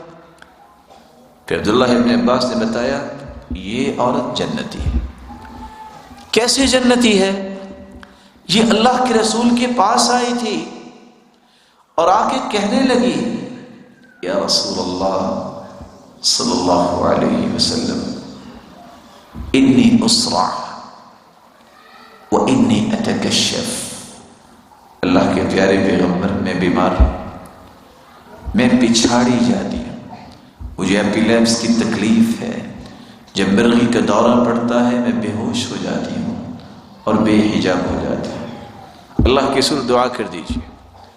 آپ نے اس کے سامنے دو آپشن رکھے، ان شئتی صبرتی ولک الجنہ، چاہتی ہو میں جنت کی ضمانت دیتا ہوں، صبر کر لو، اور اگر چاہتی ہو ان شئتی دعوت اللہ تعالی فیعافیک، اگر چاہو تو میں دعا کر دیتا ہوں اللہ تمہیں عافیت سے نواز دیں گے۔ اس نے تھوڑا سا غور کیا، صحت اور جنت، صحت کب تک رہے گی؟ آخر موت آنی ہے، یہ سودا بہت اچھا ہے۔ فوراً اس نے ڈیسیژن لیا اور کہتی ہے بل اصبر، اللہ کے رسول آپ مجھے جنت کی ضمانت دیجئے، میں اپنی بیماری پہ صبر کروں۔ جنت کی ضمانت مل گئی، صبر کا وعدہ کر لیا، وہاں سے روانہ ہو گئی، کچھ دور جا کے واپس آ گئی، کہتی یا رسول اللہ صلی اللہ علیہ وسلم، اگلے الفاظ سننے سے پہلے میں ایک گزارش آپ سے کروں گا، جس کو جنت کی خوشخبری مل جائے کو باقی بچا ہے؟ فیصلہ ہو گیا نا اللہ کی طرف سے۔ کہا یا رسول اللہ صلی اللہ علیہ وسلم انی اتکشف فادع اللہ الا اتکشف، اللہ کے رسول میں بیماری پہ صبر کر لوں گی، جنت کی خوشخبری مل گئی ہے، لیکن جنت کی خوشخبری مل جانے کے باوجود بھی جب میں بے ہوش ہوتی ہوں تو بے پردہ ہو جاتی ہوں، یہ مجھ سے برداشت نہیں ہوتا، دعا فرما دیجئے بس میں بے حجاب نہ ہوں، بے پردہ نہ ہوں، میں بیماری پہ صبر کر لوں گی۔ فدعا لها، رسول اللہ صلی اللہ علیہ وآلہ وسلم نے دعا فرما دی، اللہ نے بیماری بھی دور کر دی اور اللہ نے جنت کی بشارت بھی دلوا دی۔ وَقَرْنَ فِي بُيُوتِكُنَّ، مسلمان عورت کی پہلی ذمہ داری یہ ہے کہ وہ اپنے گھر کو روضۃ غنّا بنائے۔ یہ لہلہاتا ہوا باغیچہ گھر کیسے عورت بنا سکتی ہے جب وہ گھر میں قرار پکڑے گی؟ اس کی تمام سوچیں گھر پہ مرکوز ہوں، کس پہ مرکوز ہوں؟ میری اولاد دنیا کی کس طرح رہبر و رہنما بن سکتی ہے؟ یہ مائیں تھیں جنہوں نے محنت کی۔ امام شافعی کہا کرتے تھے کہ صبح کی نماز سے پہلے میری ماں نے میری پگڑی بنا کے رکھی ہوتی تھی، اور ابھی اذان ہوتی تھی تو میرے سر پہ پگڑی میری ماں رکھ دیتی تھی، اور میں کہتا تھا اچھا میں چلتا ہوں، کہتی بیٹا اذان تو ہو لینے دو، لیکن یہ ساری تیاری ماں پہلے کر کے رکھتی تھی۔ اسی لیے تو لوگ کہتے ہیں، اور یہ بعد میں کہتے ہیں، اسلام نے پہلے کہا ہے، وہ ہٹلر نے بھی کہا تھا مجھے اچھی ماں دے دو میں تمہیں اچھی قوم دے دیتا ہوں۔ یہ مائیں ہیں جنہوں نے اللہ تعالیٰ نے جن کو ہمت توفیق دی، جن نے امام بخاری جیسے، امام مسلم جیسے اور ائمہ کرام جیسوں کی تربیت کی، اور آج دنیا میں ان کا نام ہے۔ یہ اس وقت تک تربیت جب تک نہیں کرتی، اس وقت تک اس کی ذمہ داری صحیح ادا نہیں ہوتی۔ وَقَرْنَ فِي بُيُوتِكُنَّ وَلَا تَبَرَّجْنَ تَبَرُّجَ الْجَاهِلِيَّةِ الْأُولَى، گھروں میں قرار پکڑیں، اور گھروں میں قرار پکڑنے کا معنی کیا ہے؟ ان ذمہ داریوں کو سب سے پہلے پورا کریں جن ذمہ داریوں کا اللہ تعالیٰ نے پابند بنایا ہے۔ رسول اکرم صلی اللہ علیہ وآلہ وسلم کا ایک فرمان ہے، اور وہ سمجھنے والا ہے۔ یہ فرمان ابن خزیمہ میں ہے، 1690 اس حدیث کا نمبر ہے۔ آپ صلی اللہ علیہ وسلم کے پاس ام حمید رضی اللہ تعالی عنہ تشریف لائیں، اور آ کر کہنے لگی اللہ کے رسول صلی اللہ علیہ وآلہ وسلم سے، یا رسول اللہ صلی اللہ علیہ وسلم، انی احب الصلاة معک، اللہ کے پیارے پیغمبر میں آپ کے ساتھ نماز پڑھنا چاہتی ہوں، یعنی مسجد نبوی میں آ کر آپ کے ساتھ نمازیں پڑھنے کا مجھے بڑا شوق ہے۔ آپ صلی اللہ علیہ وآلہ وسلم نے فرمایا، قد علمت انک تحبین الصلاة معی، میں جانتا ہوں کہ آپ کو اللہ کی عبادت کرنا اور پھر میرے ساتھ نماز پڑھنا اور مسجد میں آ کے نماز پڑھنا تجھے بہت پسند ہے، لیکن میں تمہیں ایک بات بتاؤں۔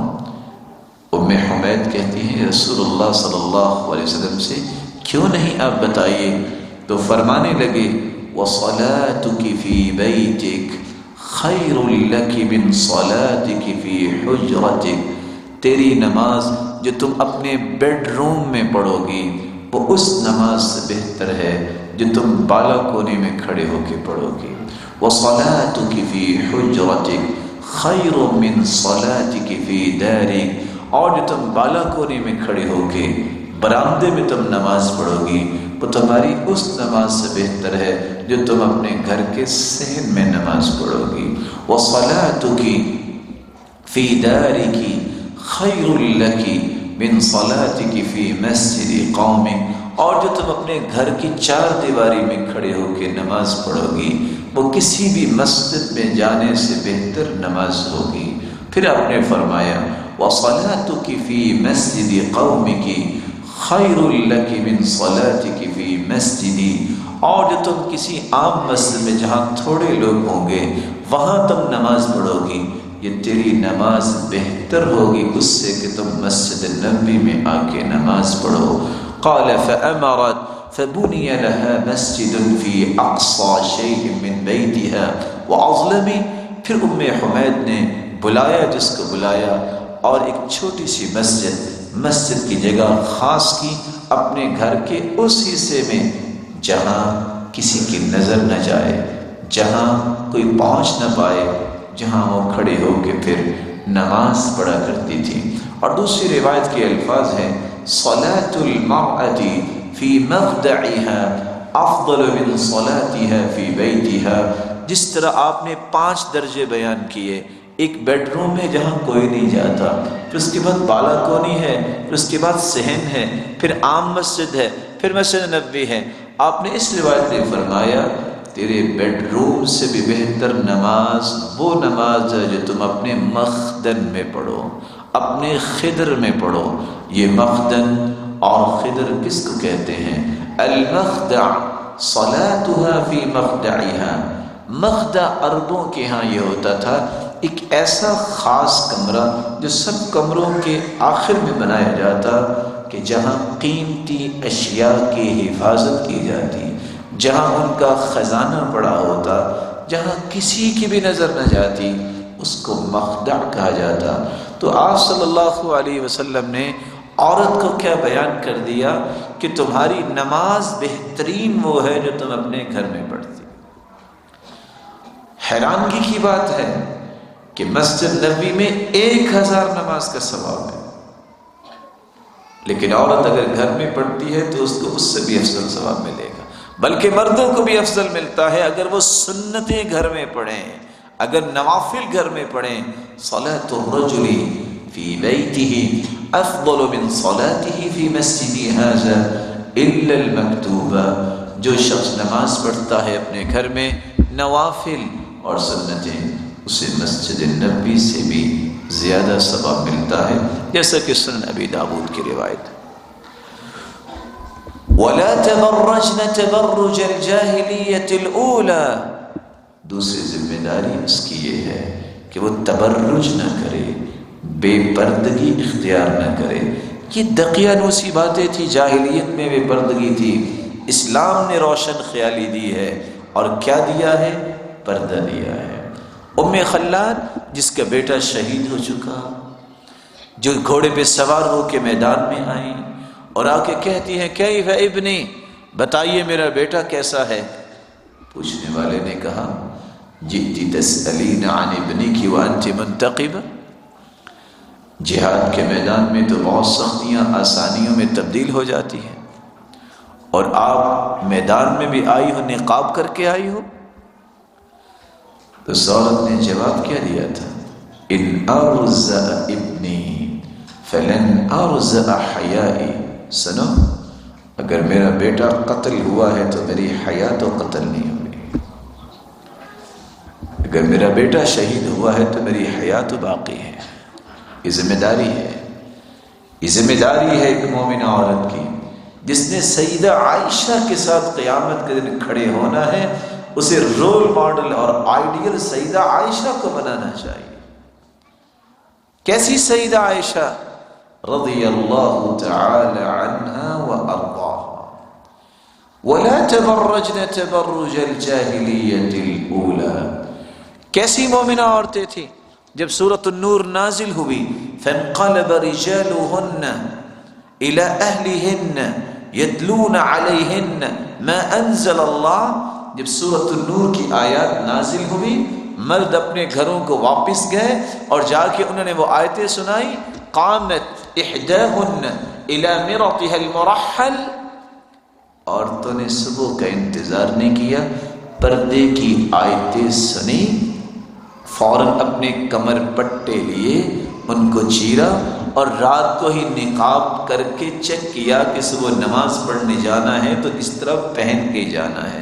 صحابی کہتے ہیں جب صبح کی نماز ہوئی تو عورتیں آئیں، وعلیہن اکسیۃ سود، کالی چادریں لے کے صحابیات آئیں، کوئی بھی ان کو اس دن پہچان نہیں سکا کہ کون آئی ہے اور کون نہیں آئی۔ اور حسان ابن ثابت رضی اللہ تعالی عنہ جو شاعر رسول صلی اللہ علیہ وسلم تھے، وہ اسی بات کو تو بیان کرتے ہوئے کہتے ہیں یخمرن اطراف البنان من التقى ویخرجن جنح اللیل معتجرات۔ یہ عورتیں وہ ہیں یخمرن اطراف البنان من التقى، اللہ نے ان میں تقوی ایسا صحابیات میں رکھا ہے، ہاتھ تو دور کی بات، ہاتھ کی انگلیاں تو دور کی بات، انگلیوں کے پوروں کو بھی یہ چھپا کے نکلتی ہیں۔ وَيَخْرُجْنَ جُنَحَ اللَّيْلِ مُعْتَجِرَاتِ، اور رات کی تاریکی میں بھی نکلتی ہیں تو سر سے پاؤں تک اپنے آپ کو ڈھانپ لے کے نکلتی ہیں، کوئی ان کو رات کی تاریکی میں بھی پہچان ہی نہیں سکتا۔ وَلَا تَبَرَّجْنَ تَبَرُّجَ الْجَاهِلِيَّةِ الْأُولَى وَأَقِمْنَ الصَّلَاةَ، نماز کو قائم کرنا یہ ذمہ داری ہے۔ اور یاد رکھنا، جو والدین نماز نہیں پڑھتے وہ اپنی اولادیں کے بارے میں کوئی بھی زندگی میں خوشی کی جو خواب دیکھتے ہیں وہ شرمندہ تعبیر نہیں ہو سکتی۔ ہمیشہ اولاد والدین کے پیچھے چلتی ہے، والدین کے اندر جو نیکی ہوتی ہے وہ اولاد میں آتی ہے۔ عبداللہ ابن عباس رضی اللہ تعالی عنہ، سعید بن جبیر جب وہ سجدہ کرتے تو بہت لمبا سجدہ کرتے، پوچھنے والے نے پوچھا اتنا لمبا سجدہ آپ کیوں کرتے ہیں؟ چھوٹا بچہ آپ کے ساتھ ہے۔ کہتے ہیں میں لمبا اس لیے کرتا ہوں میرے بچے کو عادت پڑ جائے۔ یہ کس طرح کی عادت تھی؟ بعض قصے انسان کو سبق دیتے ہیں۔ بیٹا باپ سے کہتا ہے بابا مجھے آئس کریم کھانی ہے۔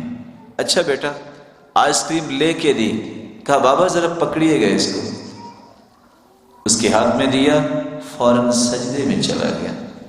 بیٹا یہ کیا؟ کہا ماما کو جب خوشی ملتی تھی تو وہ سجدہ کیا کرتی تھی۔ یہ عادات ہیں جو منعکس ہوتی ہیں۔ کس طرح کلاس میں استاد پوچھتا ہے بیٹا آپ کیا بنو گے؟ ایک بیٹا اٹھتا ہے سر میں ڈاکٹر بنوں گا۔ استاد کہتا ہے بہت اچھے بیٹا۔ بیٹا آپ کیا بنو گے؟ سر میں انجینئر بنوں گا۔ بیٹا بہت اچھے۔ بیٹا آپ کیا بنو گے؟ سر میں صحابی بنوں گا۔ معصوم چہرہ، چھوٹا سا بچہ۔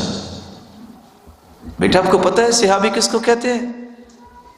کہا جی سر، میری ماما نے کہا تھا دنیا میں سب سے نیک، سب سے نیچرل زندگی گزارنے والے، پوری کائنات میں سب سے زیادہ خیر خواہ، سب سے بڑے عالم اور سب سے بہترین انسان صحابہ ہوتے ہیں، اس لیے میں نے صحابی بننا ہے۔ یہ کس نے سکھایا؟ یہ ماں نے سکھایا ہے۔ سوال کرتا ہے استاد کون بتائے گا نماز کون نہیں پڑھتا؟ فٹ سے ایک بیٹا اٹھا، سر جو مر جائے، جو مر جائے وہ نماز نہیں پڑھتا؟ اتفاق سے پوچھنے والا بھی نماز نہیں پڑھتا تھا۔ وہ سوچنے لگ گیا میں تو ابھی زندہ ہوں، یہ بچے نے کیا کہہ دیا؟ کہا بیٹا آپ کہاں سے سنا ہے؟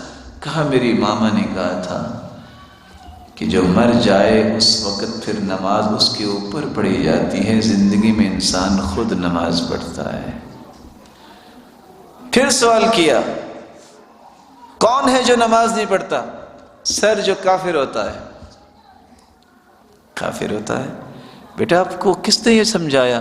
کہا میری ماما نے بتایا تھا کہ اللہ کے رسول کہتے ہیں من ترک الصلاة متعمدا فقد کفر، جو جانتا بوجھتا نماز کو چھوڑ دیتا ہے، انکار کرتا ہے، وہ کافر ہو جاتا ہے۔ یہ وہ صلاحیت مائیں پیدا کرتی ہیں۔ اس لیے آج سے یہ ذہن بنانا چاہیے کس طرح میرا اور آپ کا ذہن قائل ہوتا ہے یہ ٹی وی لاؤنج ہے، لکھیے وہاں یہ قرآن لاؤنج ہے، یہ سیرت لاؤنج ہے، یہ حدیث لاؤنج ہے، یہ تفسیر لاؤنج ہے۔ نام کا اثر ہوتا ہے، نام کے بہت سارے تفاعلات ہوتے ہیں۔ ایک شخص آ گیا تھا سیدنا عمر رضی اللہ تعالی عنہ کے پاس، کہتا میرا بیٹا میری عزت نہیں کرتا۔ کہا بلاؤ اس کے بیٹے کو۔ ہاں بھی کیا مسئلہ ہے آپ کا؟ کہا اس نے میرے 3 حق ادا نہیں کیے تو میں اس کی عزت کیسے کروں؟ کہا آپ کے کون سے حق ہیں؟ کہا پہلا حق یہ تھا کہ میری ماں نیک تلاش کرتا، میرے باپ نے رقاصہ رقص کرنے والی کے ساتھ شادی کی، اس نے میرا حق نہیں دیا۔ میرا حق تھا کہ میرا نام اچھا رکھتا، وَسَمَّانِي جُعْلَ، اس نے میرا نام جعل رکھا ہے، اور جعل ایسے کیڑے مکوڑے کو کہتے ہیں جو غلاظت میں پلتا ہے، اس نے میرا حق ادا نہیں کیا۔ میرا تیسرا حق یہ تھا کہ یہ مجھے قرآن پڑھاتا، اس سے پوچھو آج تک مجھے اس نے قرآن کے بارے میں کہا ہے؟ 3 میرے حق تو اس نے دیے نہیں ہیں اور اپنے حقوق کی یہ بات کر رہے ہیں۔ خیر اس کو تو ادب سکھایا، ساتھ اس کے باپ کو بھی ادب سکھایا۔ ذمہ داری ہے، یہ اس وقت تک ذمہ داری ادا نہیں ہوتی جب تک انسان خود نماز نہیں پڑھتا۔ وَآتِينَا الزَّكَاةَ، اور زکوٰۃ کو ادا کرنا یہ عورتوں کی ذمہ داری ہے۔ وَأَطِعْنَا اللَّهَ وَرَسُولَهُ، اللہ اور اس کے رسول کی اطاعت کرنا۔ اللہ اور اس کے رسول کی اطاعت کیا ہے؟ بچہ جب دنیا میں آ جائے اس سے پہلے بھی اس کے لیے دعائیں ہوتی ہیں۔ 6 مہینے کا بچہ عبداللہ بن مبارک کے پاس باپ آیا، کہا میرے بچے کے لیے دعا کیجئے۔ کہتے ہیں لیٹ ہو گئے ہو، لیٹ ہو گئے ہو۔ کہا بھی تو 6 مہینے کا۔ کہا جنہوں نے دعائیں کرنی اور کروانی ہوتی ہیں وہ بچے کے آنے سے 6 سال پہلے دعائیں کرتے ہیں کہ اللہ کل کو میری شادی ہو، مجھے بچہ وہ دینا جو دنیا کا امام بنے۔ یہ انداز ہے کہ اللہ کے رسول صلی اللہ علیہ وسلم نے 800 سال پہلے ابراہیم علیہ السلام نے دعا کی تھی، ربنا وابعث فیہم رسولا منہم یتلو علیہم آیاتک ویعلمہم الکتاب والحکمہ۔ یہ دعا اللہ تعالیٰ نے 800 سال بعد قبول کی تھی، اور اللہ کے رسول صلی اللہ علیہ وسلم دنیا میں تشریف لائے۔ وَأَطِعْنَا اللَّهَ وَرَسُولَهُ، اللہ اور اس کے رسول کی اطاعت یہ ہے کہ بچے کی پرورش میں سب سے پہلا اصول اس دن کا انتظار کرنا چاہیے عورت کو۔ میرا بچہ بولے گا، اس کی زبان پہ پہلا حرف آئے تو لا الہ الا اللہ۔ ام سلیم رضی اللہ تعالی عنہ، جب اللہ تعالیٰ نے ان کو بیٹا دیا تو ابھی اس نے معمولی سی بات کرنا شروع کی تو انگلی کو پکڑتی، آسمان کی طرف کرتی اور کہتی یا بنائی قل لا الہ الا اللہ، بیٹے کہو اللہ کے سوا کوئی عبادت کے لائق نہیں ہے۔ انگلی سے اشارہ کیوں کروایا؟ عقیدہ بھی درست رہے، اللہ ذات کے اعتبار سے عرش پر مستوی ہے۔ یا بنائی قل لا الہ الا اللہ، کہو بیٹا اللہ کے سوا کوئی عبادت کے لائق نہیں ہے۔ اللہ کی اطاعت یہ ہے کہ اللہ کی معرفت دی جائے، اللہ کی پہچان کروائی جائے، اللہ تعالیٰ کی محبت اولاد کے دل میں ڈالی جائے، اللہ تعالیٰ کے فرامین کو سکھایا جائے اور اللہ تعالیٰ کے عذابوں سے ڈرایا جائے۔ یہ اللہ کی اطاعت ہے۔ اللہ کے رسول کی اطاعت کیا ہے؟ اللہ کے رسول نے حکم دے دیا ہے کہ تم نے اپنی اولاد کو اس طرح تربیت دینی ہے، ان احکام کی روشنی میں تربیت دی جائے۔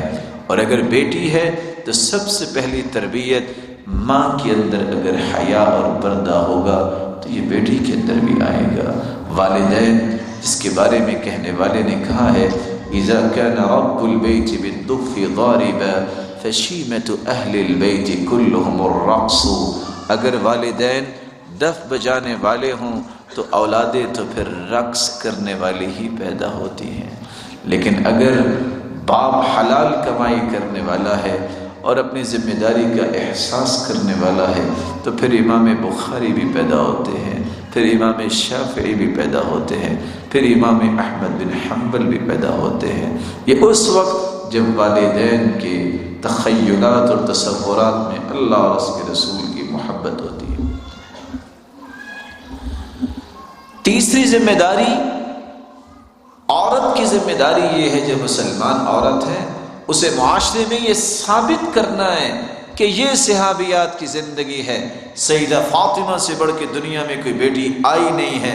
سیدہ فاطمہ گھر کی صفائی بھی کرتی تھی، کھانا بھی پکاتی تھی، وَاسْتَقَتْ بِالْقِرْبَةِ مسکیزہ اٹھا کے لاتی، چشمے سے پانی بھر کے، حَتَّى أَسْرَتْ بِنَحْرِهَا اس کے کندھوں پہ نشان بن گئے تھے، اور وَجَرَّتْ بِالرَّحَى چکی خود چلایا کرتی تھی، حتی أسرت بِيَدِهَا اس کے ہاتھوں پہ نشان بن گئے تھے۔ یہ وہ عورت ہے سیدۃ نساء اہل الجنہ جو جنتی عورتوں کی سرتاج ہے۔ اگر وہ کام کر سکتی ہے، اگر وہ خدمت کو اپنی سعادت سمجھتی ہے، اگر وہ خدمت کو اپنا امتیاز سمجھتی ہے، تو ایک مومنہ اور مسلمان عورت کا یہ امتیاز ہونا چاہیے کہ میں تو یہ کام نہیں کر سکتی، میرا خامد نماز پڑھے گا، میرا بیٹا نماز پڑھے گا، میرا بھائی، میرا باپ نیکی کا کام کرے گا، میں اس کے اجر میں اس طریقے سے بھی شریک ہو سکتی ہوں کہ میں کھانے کا اہتمام کروں، ان کی خدمت کروں۔ یہ مزاج جب تک معاشرے میں نہیں آتا، عورت ذمہ داری ادا نہیں کرتی، معاشرے کے اندر وہ شان و شوکت نہیں واپس آئے گا جو صحابہ کرام کے دور میں تھا۔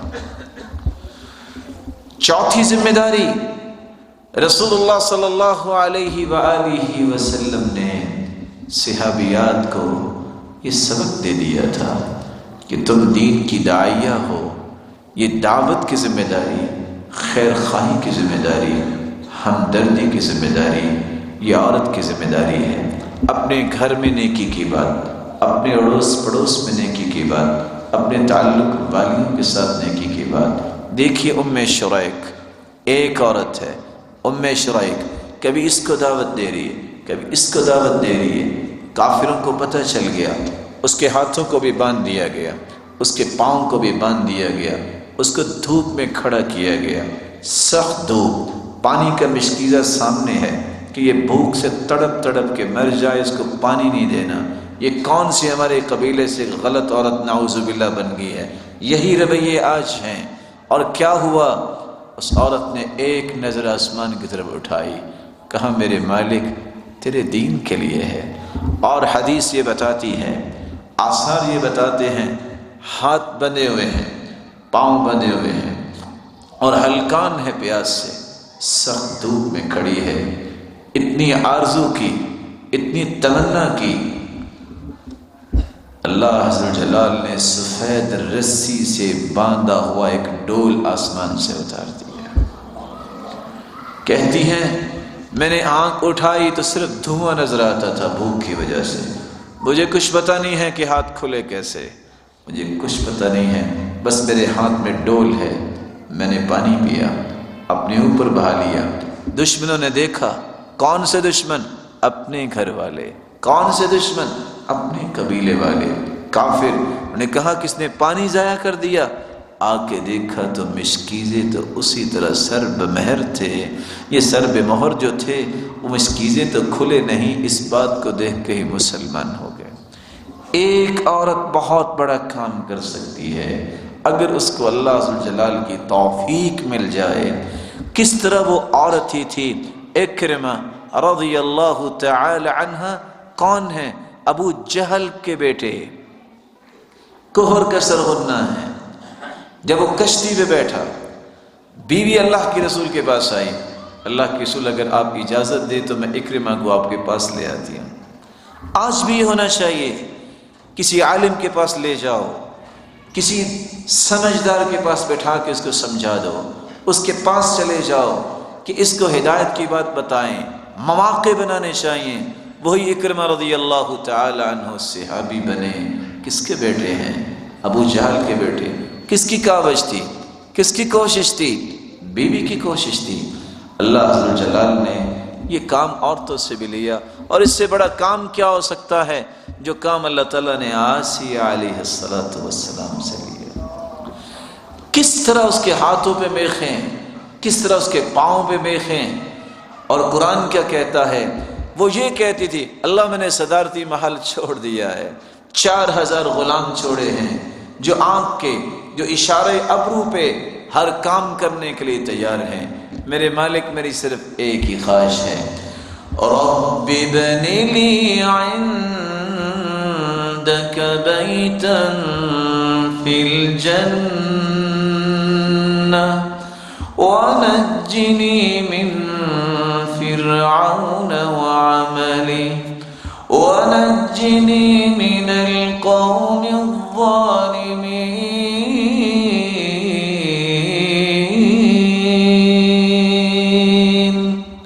اللہ محل تو میں نے چھوڑ دیے، صرف ایک گھر اپنے پڑوس میں مجھے جنت میں دے دینا۔ سلسلہ صحیحہ کی روایت ہے، جب اس کی روح قبض کرنے لگے، فرشتے فکشف عن بیتها، اللہ عز و جلال نے اس کے گھر سے پردہ ہٹایا اور جنت میں اس کا گھر اسے دکھا دیا۔ ادھر اس نے گھر کو دیکھا، مسکرائیں اور ساتھ اس کی روح پرواز کر گئی۔ یہ قربانیاں دینی پڑتی ہیں، بات بات میں انسان کو سبق ملتا ہے۔ بچہ قاری صاحب کو قرآن سنا رہا ہے، ایک غلطی آئی، 2 غلطیاں آئیں، رونے لگ گیا۔ استاد نے کہا بیٹا کوئی بات نہیں، اب دوبارہ کوشش کرو، غلطی نہیں آئے گی۔ وہ وہاں سے اٹھا، واپس اپنی جگہ پہ گیا، رونے لگ گیا۔ ایک دوست نے کہا پھر کیا ہوا؟ استاد نے مارا ہے؟